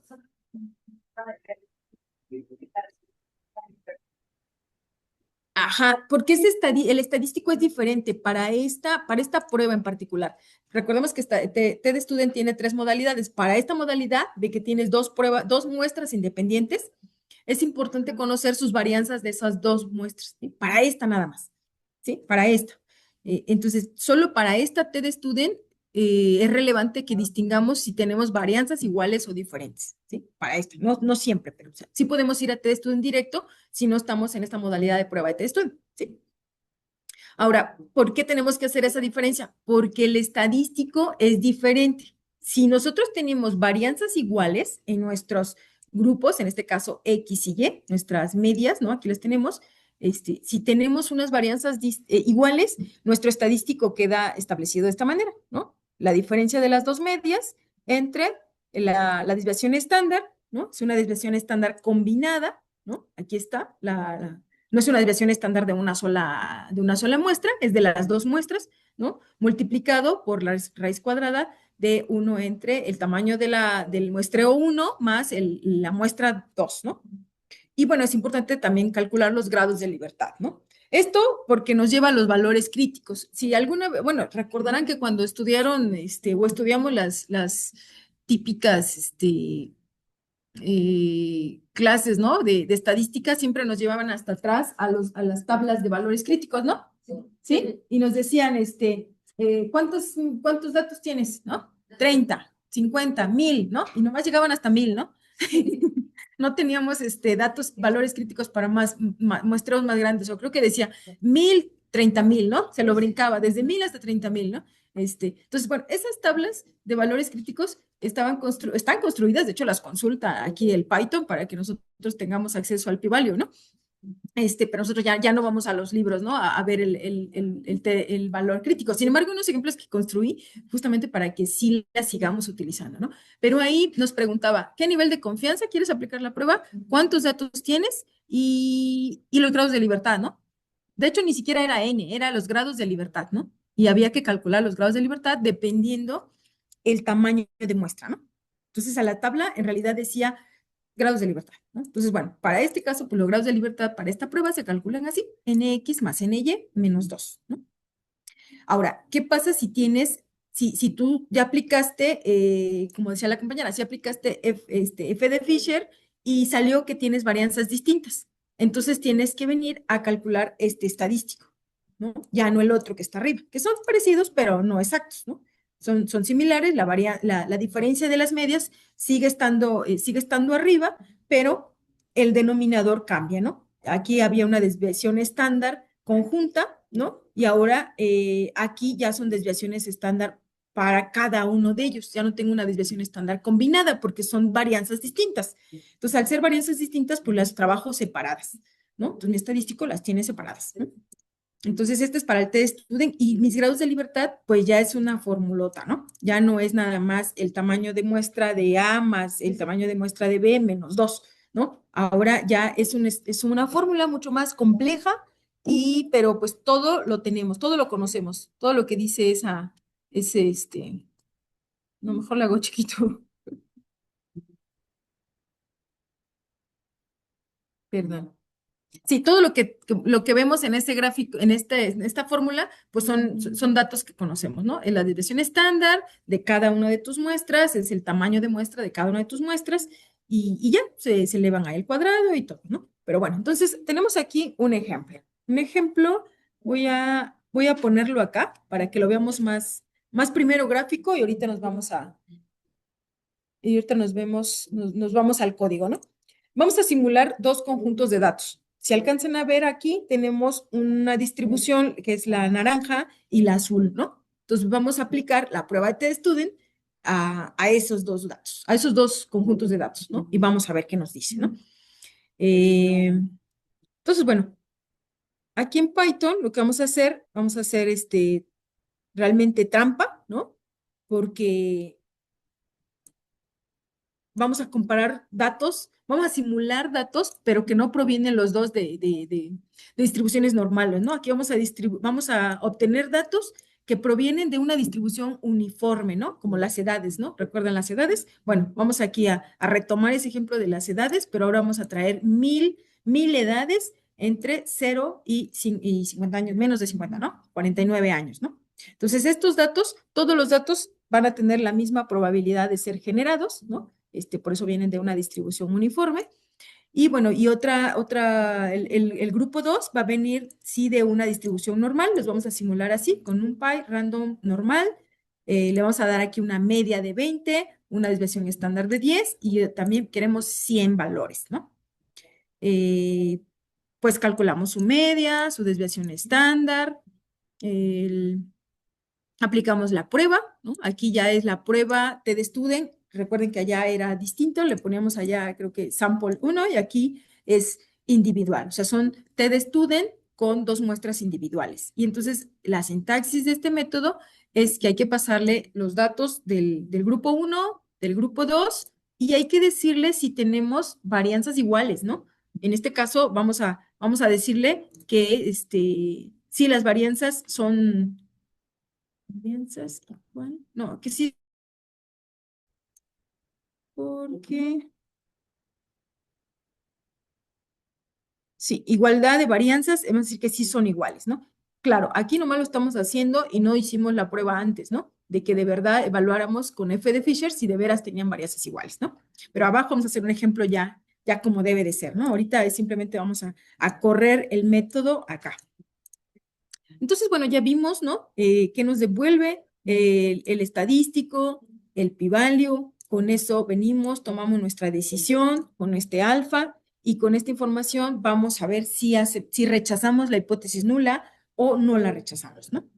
Entonces, bueno, aquí están nuestros datos. La media del conjunto de 1 es 24, la media del conjunto de datos 2 es 20, la desviación estándar de cada uno de ellos, el estadístico es 1.8, el p-value es 0.06 y bueno, no es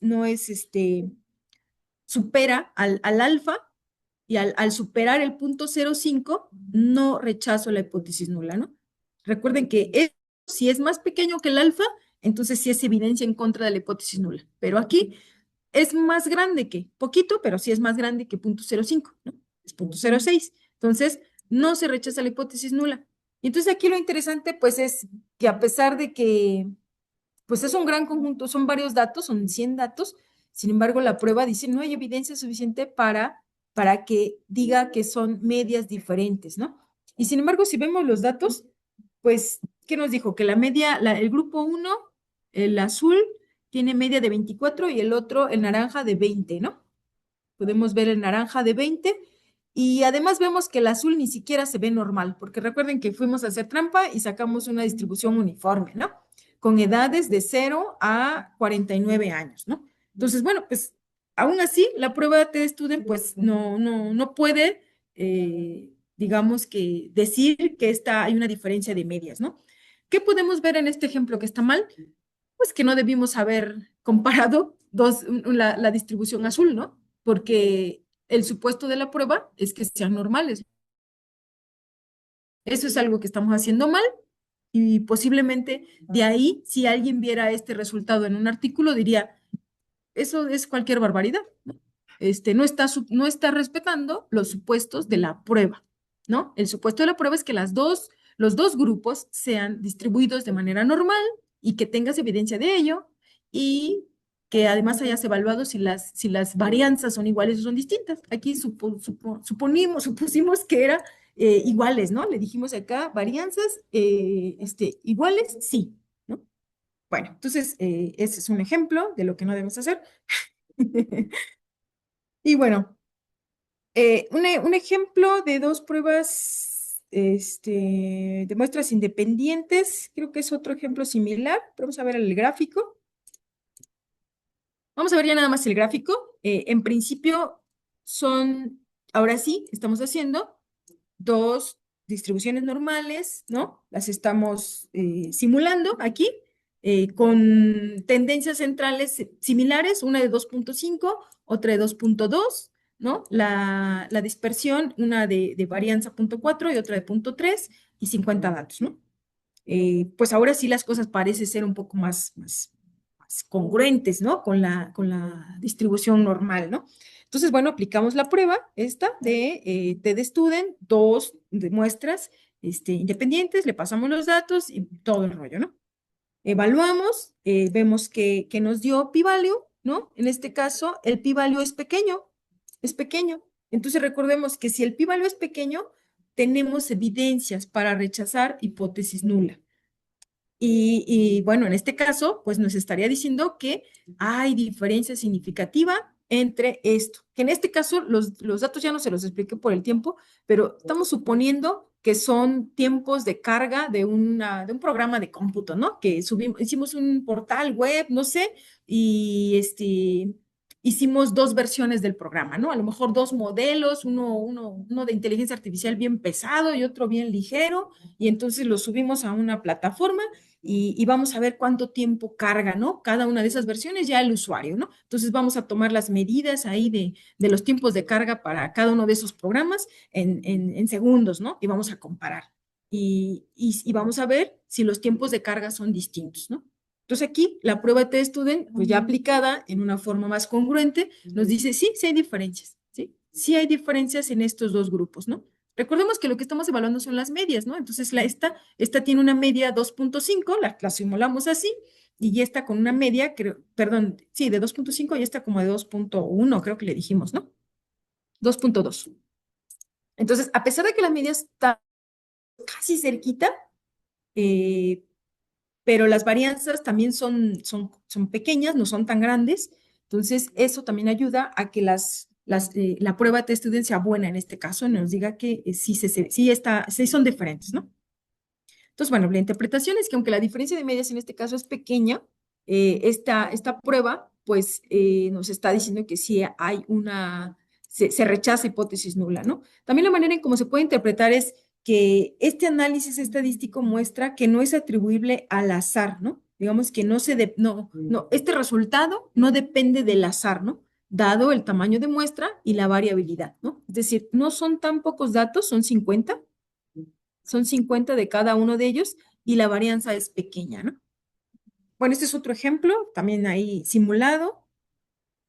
Y bueno, la última prueba de TDStudent es esta, ¿no? Donde tenemos, como les decía, ¿no? Somos un grupo, nos evalúan un parámetro, nos miden un parámetro, nos hacen pasar por un proceso intermedio, ¿no? No sé, como les decía, ¿no? Puede ser que nos pongan a dieta o nos pongan a correr en el campus y nos midan al final algo, ¿no?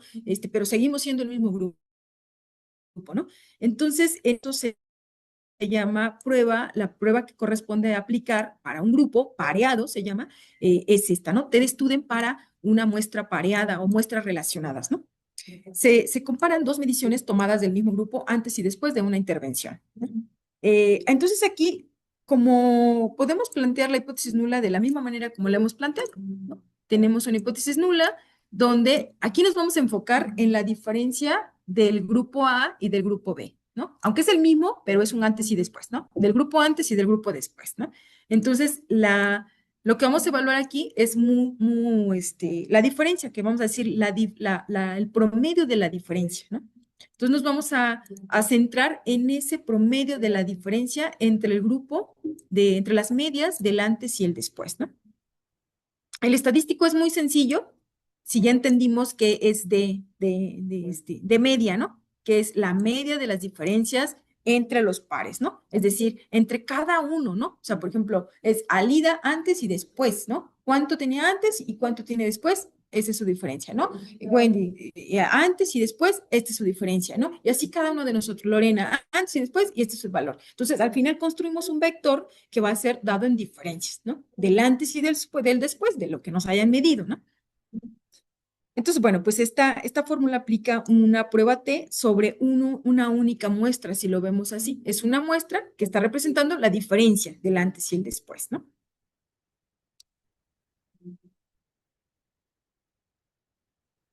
Entonces, bueno, aquí es un ejemplo que puse, suponiendo que tenemos datos simulados, o sea, que pusimos, no sé, lo voy a mostrar. Imaginemos que tenemos un modelo de inteligencia artificial, de machine learning, de deep learning, no sé, lo que quieramos, y hicimos ya teníamos un modelo base, ¿no? Y le hicimos un cambio, no sé, le agregaste una capa, le cambiaste ¿cómo se llama? El algoritmo de optimización o no sé, qué sé yo, algo le hiciste, ¿no? Pero me diste los desempeños del modelo antes y después del cambio, del factor que quieres probar, ¿no? Y entonces tienes el antes y el después está representado por estas dos gráficos, ¿no? El antes es el azul, en este caso la precisión que teníamos del modelo antes de ese cambio es el azul y después de que modificamos algo en el modelado nos dio el naranja, ¿no?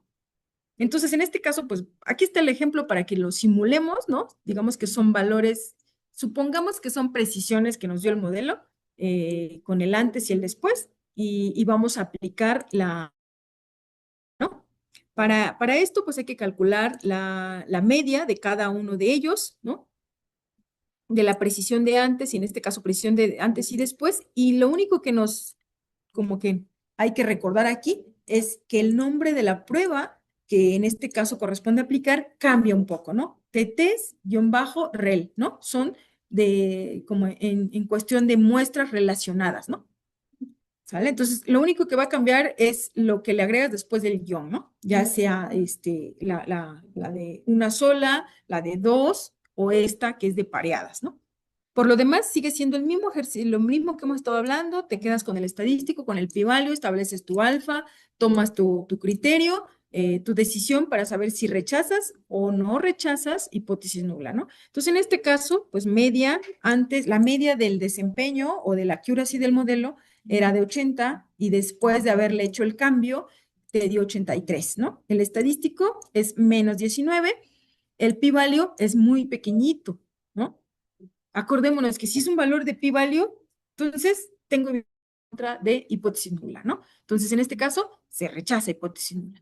Es decir, hay diferencia significativa en la precisión de mi modelo, ¿no? Es decir, si le agregué algo al modelo, ¿no? Dependiendo de lo que quieramos imaginarnos en la cabeza aquí, es un modelo que le hicimos una intervención quizá al modelado, ¿no? Al modelo, quizá una capa, no sé. Y bueno, pues aquí se ven los gráficos, ¿no?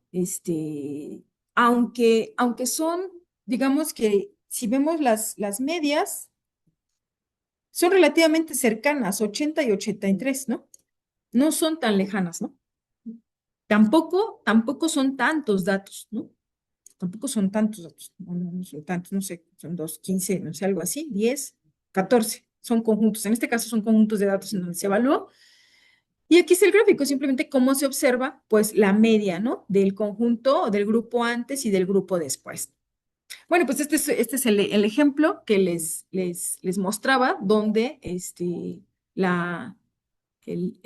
conjunto de datos es aplicado, ¿no? En este caso se rechaza la hipótesis, ¿no? Alternativa, la hipótesis nula. Aquí hay otro ejemplo con diferencia no significativa. Lo voy a mostrar aquí abajo, ¿no?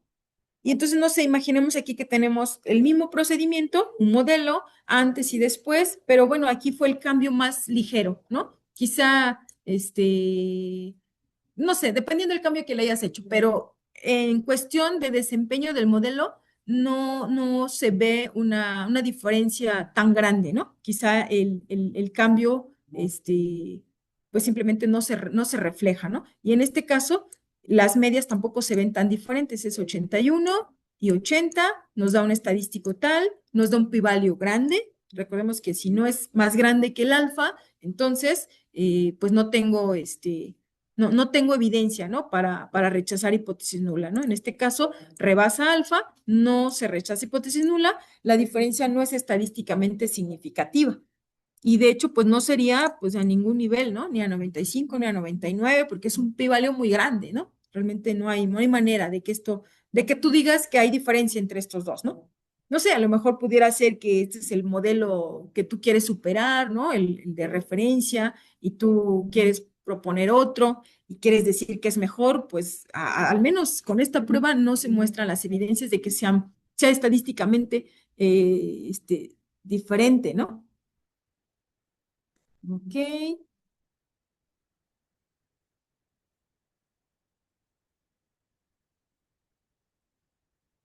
Bueno, este es un ejemplo también de la prueba TED-Student pareada. Lo voy a mostrar mejor en el Python un poco. Y si lo puedo... No lo tengo. Pero bueno, quizás no lo podemos brincar. No es tan importante. Está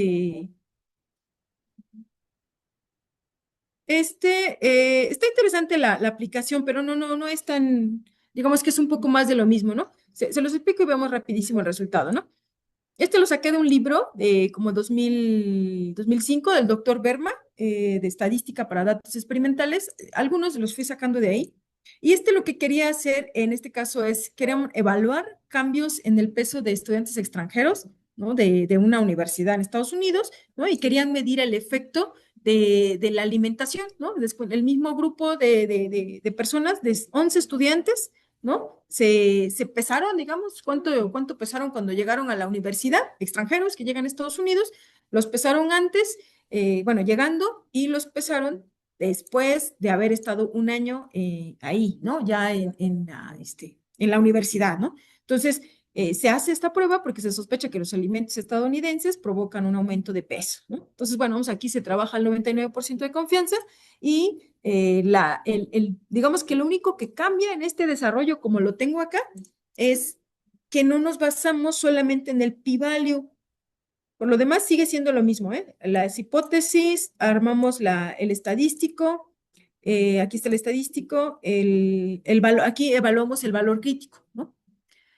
Hay dos maneras de trabajar, o sea, de decidir si la hipótesis nula se rechaza o no se rechaza. Una es por el valor crítico, que es lo que hemos venido haciendo, pero también se puede trabajar con el valor, calculado, lo comparas con el valor crítico, como lo hacíamos antes cuando íbamos al final de las tablas, ¿no? Calculabas el estadístico, te daba un valor calculado, lo comparabas con un valor crítico, ¿no? Pero acá, ¿dónde está el valor crítico? Creo que lo quité, pero en el libro sí venía, el ejemplo venía con su valor crítico. Pero bueno, acá lo quité y dejé solo p-value para tener congruencia con lo que veníamos hablando. Pero esa es la otra manera. O sea, si aplicas el el estadístico, puedes compararlo con un valor crítico y también tomar la decisión, ¿no? De si rechazas o no. Entonces, bueno, en este ejemplo, los estudiantes son 11 estudiantes, tuvimos una media de tal, una desviación estándar tal, un estadístico nos dio el p-value, ¿no? Nos dio a dos colas, nos dio este p-value, ¿no? Eh, Recordemos que si aplicamos la prueba a dos colas, lo único que podemos decir es que los pesos de los estudiantes es distinto del año pasado, ¿no? No podemos decir que hayan aumentado de peso, ¿sí? Eso sería a una cola, ¿no? Pero si lo aplicamos a dos colas, lo único que podemos decir es que es distinto, ¿no? Entonces, aquí está el valor crítico para una cola, prueba variada para una cola, ya lo aplicamos y nos está dando 0.0076, es más pequeño, ¿no? Entonces, 0.05, si lo hacemos con... pero lo que nos interesaba es saber si aumentaron de peso, ¿no? No solamente si eran diferentes, ¿no? Pero lo pasa de todas maneras, ¿no? Porque 0.05 es menor que es más pequeño que el alfa, ¿no? Si es más pequeño que el alfa, rechazo la hipótesis nula. Entonces, con este p-value sí nos está diciendo que es diferente. Los pesos de los chicos antes y después son diferentes.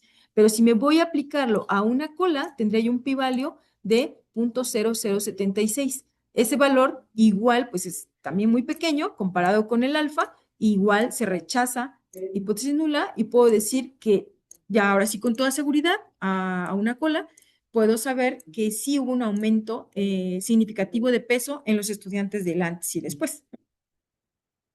Bueno, entonces, no sé si queda tiempo un poco o vemos esta prueba de F de Fisher y terminaríamos nada más hasta acá. ¿Sí? ¿Sí? Ok.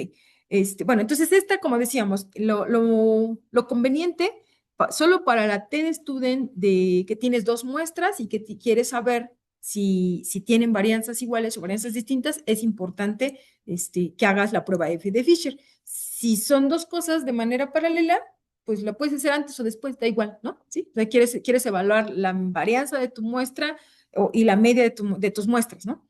Pero en este caso, para esa T-Student de muestras pareadas, de muestras relacionadas, no pareadas, perdón, independientes, que es la segunda. La otra es un mismo grupo, ¿no? Entonces, bueno, en este caso, F de Fisher, pues es de las pruebas más comunes y lo único que nos puede evaluar es las varianzas, ¿no? Y sobre el estadístico va calculado exactamente sobre las varianzas, ¿no? Entonces, el F se calcula de esta manera, la varianza de tu muestra, X en este caso, y sobre la varianza de tu muestra Y, ¿no? Donde F tiene que ser, o sea, este valor te tiene que dar mayor o igual que 1. Si no te da así, entonces inviertes los términos, ¿no? Porque digamos que la varianza, la muestra con mayor varianza debe estar en el numerador, ¿sí? Entonces, la intención es que esto te dé un F mayor igual que 1. Si no te da, inviertes los valores, ¿no? Bueno, aquí es un ejemplo, simplemente la varianza vamos a tener aquí, igual lo saqué de ese libro, una varianza del grupo X con 98 y otra varianza del grupo Y con 40.45, hacemos la relación y nos da 2.178, ¿sí? Si esto lo hubiéramos hecho al revés, nos hubiera dado menor que 1, ¿no? Y entonces dice, bueno, inviértelo, porque en el numerador siempre debes de poner la muestra que tiene mayor varianza. ¿Va? Y entonces, bueno, los grados de libertad se calculan así, el tamaño de la muestra menos 1, ¿no? De cada uno de ellos, ¿no? En este caso, aquí está el ejemplo donde sí podemos comparar el estadístico, en este caso 2.178, que es el valor calculado con el F que viene acá, lo vamos a comparar con un valor crítico, ¿no? En las tablas, recordemos que podíamos ir a ver el valor crítico, este es el valor crítico que venía en el libro, como tal, lo saqué de ahí, con a 95% de confianza y con estos grados de libertad vas a la tabla y obtenemos un valor de 3.45, ¿no? ¿Qué hacemos con ese valor crítico? Bueno, vamos a compararlo con nuestro valor calculado. 2.178 es menor que el valor crítico. Entonces, como el valor calculado no supera ese valor crítico, no rechazamos la hipótesis nula, ¿no? Es decir, vamos a asumir que las varianzas son iguales, ¿no? Y ahora sí, si esto lo fuéramos a trabajar con T-Student también, pensando que fueran muestras independientes, pues ahora sí tendríamos que ir a Student con varianzas iguales, porque aquí nos dijo que pues no hay evidencias para decir que son diferentes, ¿no? Entonces, bueno, el mismo ejemplo que se los expliqué aquí con esta celda de texto, está aquí en Python, también ponemos los valores de las varianzas, los tamaños de muestra, ¿no? El alfa y todo, ¿no? ¿Cuál es digamos que la diferencia de lo que veníamos haciendo antes? Pues que aquí lo hicimos manual, ¿no? No jalamos el F de Fisher de Python, ¿no? Aquí simplemente hicimos nuestro F calculado nosotros aplicando la formulita, ¿no? ¿Qué es lo que fuimos a traer aquí en este ejemplo? El p-value, ¿no? Esto me parece que es bien importante que bueno, si lo vas a hacer manual, ¿cómo sacas el valor, el p-value, ¿no? Tú dices, bueno, si yo lo hago manual, yo quiero agarrar el estadístico y realmente calcularlo como aquí, que lo hicimos, el estadístico de F, lo hicimos y nos quedó así. Pues ahora nos toca ir a traer el valor, ¿no? El valor crítico. Entonces, lo podemos ir a traer de esta manera. Igual hay que importar el paquete stats y lo vamos a ir a traer así, como decir, de la prueba F, ¿no? O de la distribución F, ¿no? Y sacamos esta función, PPF, que es la función de los puntos percentiles, ¿no? Con un nivel de alfa, ¿no? En este caso, con un 1 menos alfa, para que podamos traer el valor crítico para esta prueba, ¿no? Entonces, este valor crítico, pues ya lo tenemos aquí y ahora sí podemos hacer la comparativa, ¿no? Que nosotros, de todas maneras, 345 ya lo habíamos ido a traer del libro, 345. Este es el que tiene en el libro, ¿no? Si nosotros consultamos esta prueba, así en cualquier libro de estadística vamos a encontrar este valor, pero aquí la intención es mostrar cómo lo podemos ir a traer en Python, ¿no? Podemos ir a consultar los valores críticos de las pruebas. En este caso de F, le tenemos que dar esta sintaxis y entonces el valor crítico ya lo podemos tener acá, ¿no? Va a cambiar un poquito a las tablas de que vienen en los libros, porque seguramente vienen con mejor precisión ya calculados ahora en Python, ¿no? Los libros son muy viejos normalmente, ¿no? Y entonces, bueno, pues ya te hacemos la decisión aquí. La diferencia es que la estamos tomando la decisión ya no basada en el p-value, sino en el valor crítico, ¿no? Y entonces otra vez, ¿no? Si el F calculado es mayor que el crítico, entonces se rechaza, ¿no? Pero en este caso, el F calculado no rechaza al crítico. Por lo tanto, pues no podemos decir que sean diferentes, ¿no? Las varianzas son iguales, no se rechaza hipótesis nula, ¿no? Entonces, bueno, pues este mismo ejemplo, les digo, lo podemos trabajar con el valor crítico, obteniéndolo de esta manera, así en Python. Y si quieres trabajarlo desde el p-value, pero tú manualmente lo puedes ir a sacar así, el p-value. O sea, simplemente tú aplicas la prueba y sacas el valor, el p-value de la distribución de F en este caso, ¿no? ¿Sale? Entonces, bueno, ahí está el ejemplo también para que podamos calcular el p-value y hacemos igual la decisión basada en p-value, en valor crítico, ¿no? ¿Y qué más? ¿Qué más? ¿Qué más? ¿Qué más? Bueno, hay una parte aquí interesante en cuanto a esto de las colas, ¿no? Entonces dices, bueno, y si lo quiero hacer yo manual, ¿cómo puedo, trabajar eso de las colas, ¿no? Bueno, aquí puse un código aquí, que está realmente un poco más complejo de entender, pero lo que quería resaltar es esta parte. Si nos interesa nosotros ir a calcular en este caso, el valor del p-value directamente sin que nos los dé la prueba, ¿no? Si yo quiero ir a traer el p-value para mi estadístico que yo calculé y quiero hacerlo a una cola, tengo que correr esta línea de código, ¿no? Para que lo traiga en este caso, para la cola inferior o para la cola superior, ¿no? O si me interesa a dos colas, ¿no? Entonces, ahí la comparativa, pues es diferente. En este caso, los valores que voy a ir a traer, yo aquí los imprimí, los valores para...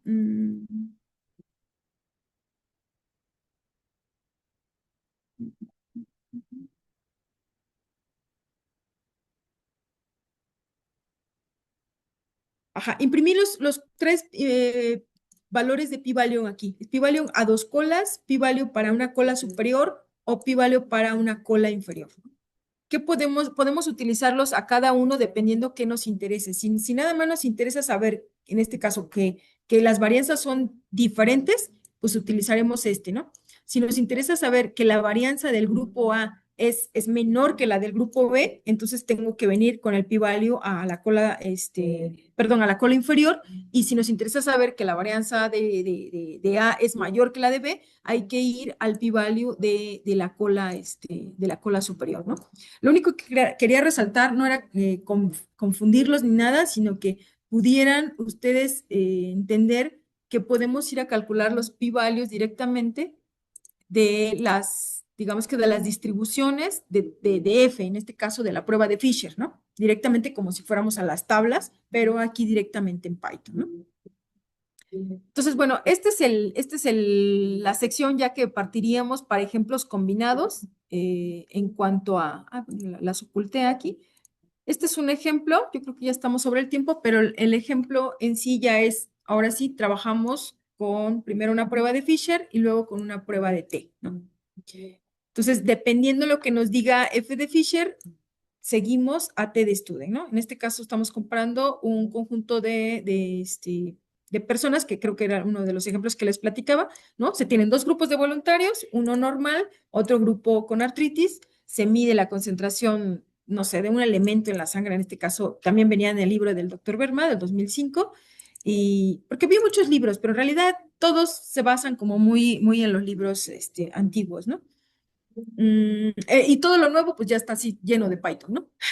Y los libros viejos, pues sí están así como en estas tablas de valores críticos, ¿no? Entonces, bueno, aquí se mide esta concentración de tiol en sangre de cada uno de los individuos y el objetivo es de ver si hay diferencias significativas entre las medias de estos grupos, un grupo normal y un grupo con artritis, ¿no? Entonces, bueno, tenemos aquí los datos, se verifica, ¿no? Primero tenemos que verificar la varianza, si hay igualdad de varianzas entre estos grupos, aplicamos F, calculamos el estadístico, vamos por el valor crítico, el pi-value lo comparamos con nuestra alfa, en este caso es un pi-value muy pequeño, entonces tenemos suficiente evidencia para rechazar la hipótesis nula, se rechaza la hipótesis nula que nos dice la igualdad. Entonces, al rechazarla, pues decimos que no hay igualdad, ¿no? Por lo tanto, tendríamos que ir a ft_student con varianzas distintas, ¿no? Y entonces vamos a td_student con varianzas distintas, aplicamos el valor crítico, el estadístico, los grados de libertad, calculamos el pi-value, lo comparamos con nuestra alfa, tomamos la decisión, ¿no? En este caso, otra vez, es un pi-value muy pequeño, mayor evidencia para rechazar hipótesis nula, se rechaza, y entonces nos queda decir que la media de estos dos grupos de pacientes normales y de artritis, pues sí son diferentes, ¿no? Estadísticamente sí hay diferencias, ¿no? Sí hay diferencia en el grupo con artritis, ¿no? Y aquí está el código simplemente para implementar todo esto, ¿no? Y aquí están los resultados, ¿no? Este sería como que el camino para aplicar estas pruebas, ¿no? Primero, evaluación de F de Fisher con varianzas y luego td_student, ¿no? Y previamente, como decía la compañera, pues primero saber si tus muestras se distribuyen normalmente, ¿no? Antes de llegar a todo esto, ¿no? Pues bueno, yo creo que le podemos dejar ahí si quieren. Son más ejemplos. Continuaríamos la siguiente, nada más para decirles, estamos aquí en este ejemplo. Son ejemplos combinados, varios ahí que saqué de este libro. Luego es ver la prueba de varianza de ANOVA, que es muy parecida a la F, pero tenemos más de 2 muestras, ¿no? Entonces es como F, pero teniendo 3 o más muestras, ¿no? Si tienes 2, te quedas con F de Fisher, si tienes más, te vas con ANOVA, ¿no? Y luego, pues hay ANOVA de una vía y ANOVA de 2 vías, ¿no? Eso también es importante ver si queremos evaluar un factor o 2 factores, ¿no? A veces en los experimentos, pues sí queremos evaluar 2 factores, no nada más uno. Luego también hay otro punto importante que me parece bueno resaltar, a veces nuestros datos tienen outliers, ¿no? Y a veces esos outliers pueden ser errores, decía el doctor, errores fue Dedo el que cometió el error, pero son errores, ¿no? Al final, o errores en, no sé, en el laboratorio, ruido, no sé. Entonces, bueno, entonces, a veces solamente tienes que retirar ciertos valores atípicos, que puede ser ruido, pueden ser errores de verdad en el laboratorio, y entonces tu muestra se queda ya bien, pero tienes que separar primero a esos valores outliers, ¿no? Entonces aquí simplemente para platicarles de 2 pruebas así súper famosas y súper básicas, que es Dixon pero creo que nada más puse de Dixon, pero hay un montón de pruebas, ¿eh? Son como 30 pruebas, se llaman pruebas de discordancia para detectar datos outliers, ¿no? Entonces, bueno, ese es como que si quisieran hacerlo y si quisieran aplicar, ¿no? Outliers, o al menos que tuvieran idea de qué es un outlier y cómo se detecta, ¿no? Y luego, pues, ver esta prueba también muy famosa, la chi cuadrada, ¿no? ¿Cuáles son las aplicaciones de la chi cuadrada en general que tienen? Y luego ya iríamos hacia la parte de las pruebas no paramétricas, ¿sí? Que hay un montón, ¿no? Son las más típicas, ¿no? Mann-Whitney, Kruskal, bueno, hay un montón, la verdad que son un montón de nombres, ¿no? Dunn, para cada una de las pruebas que vimos están sus variantes robustas, ¿no? Incluso, pues, si no quieres ya aplicar nada de lo que, decir, no, yo no quiero ir a F, ni a Nova, ni a Fisher, ¿no? Ya directamente voy a aplicar robustos, ¿no? Porque mis datos no se distribuyen normalmente o tienen valores extremos, ¿no? Y no cumplo los supuestos, ¿no? Y para que no me estén cuestionando los árbitros, directamente me voy a aplicar las robustas, ¿no? Entonces, bueno, pues ese Esa es la parte que nos quedaría, terminar la sección de pruebas no paramétricas. La voy a completar, no son todas, hay un montón más de pruebas no paramétricas. ¿Sale? Vale, pues, ¿dudas? ¿Tienen dudas? Las hipergeométricas cuando las muestras difieren todo. Por ejemplo, en genomas, cuando vemos genomas de, por ejemplo, bacterias, y luego tenemos muy poquita de una clase filogenética, ¿cómo podemos compararlas entre ellas? Casi siempre con hipergeométricas, pero no sé si hay otra estadística que nos pueda como decir algo. O sea, que tienes dos distribuciones, pero son distintas las distribuciones. Ajá, las muestras, ¿no? Tamaño de muestreo quieren, y entonces, ¿cómo poder comparar esos datos cuando no puedes lograr tener una muestra del mismo tamaño? Pero bueno, no necesitas tener las muestras del mismo tamaño. Aquí, por ejemplo, las muestras que vimos, más bien el problema es que si no se distribuyen normalmente, ¿no? Pero normalmente no está obligado a que tengan el mismo tamaño de muestra. O sea, las muestras pueden tener diferente tamaño, ¿no? O sea, no sé si eso es lo que... No, también de hecho también para las que vimos, si recordamos aquí, por ejemplo, hay unos ejemplitos que vimos para donde sí es necesario que estén exactamente del mismo tamaño, es en la que son pareadas, ¿no? Sí, porque es el mismo grupo, ¿no? Pero en esta, no, o sea, esta pues la primera, ¿no? La primera versión de la TED-Student pues es una sola muestra comparada con un valor teórico, ¿no? Estas son muestras independientes y aquí pueden tener tamaños distintos, ¿sí? En estas totalmente distintos. Y en esta, la muestra pareada, ahí sí, o sea, sí, es un mismo grupo de individuos, de objetos, no sé, de organismos que le vas a medir algo antes y después de una intervención, ¿no? Pero en esta, al menos, o F, ANOVA, y T en esta versión, no pide que sean tamaños de muestra iguales. Ujú. Pero también déjame ver más de ese tema, ¿no? Ok, va. Bueno, pues entonces. Bueno, pues le agradecemos a la doctora Lorena Díaz por el taller de día de hoy, que está muy interesante. Y pues les esperamos en la continuación que va a ser la próxima semana.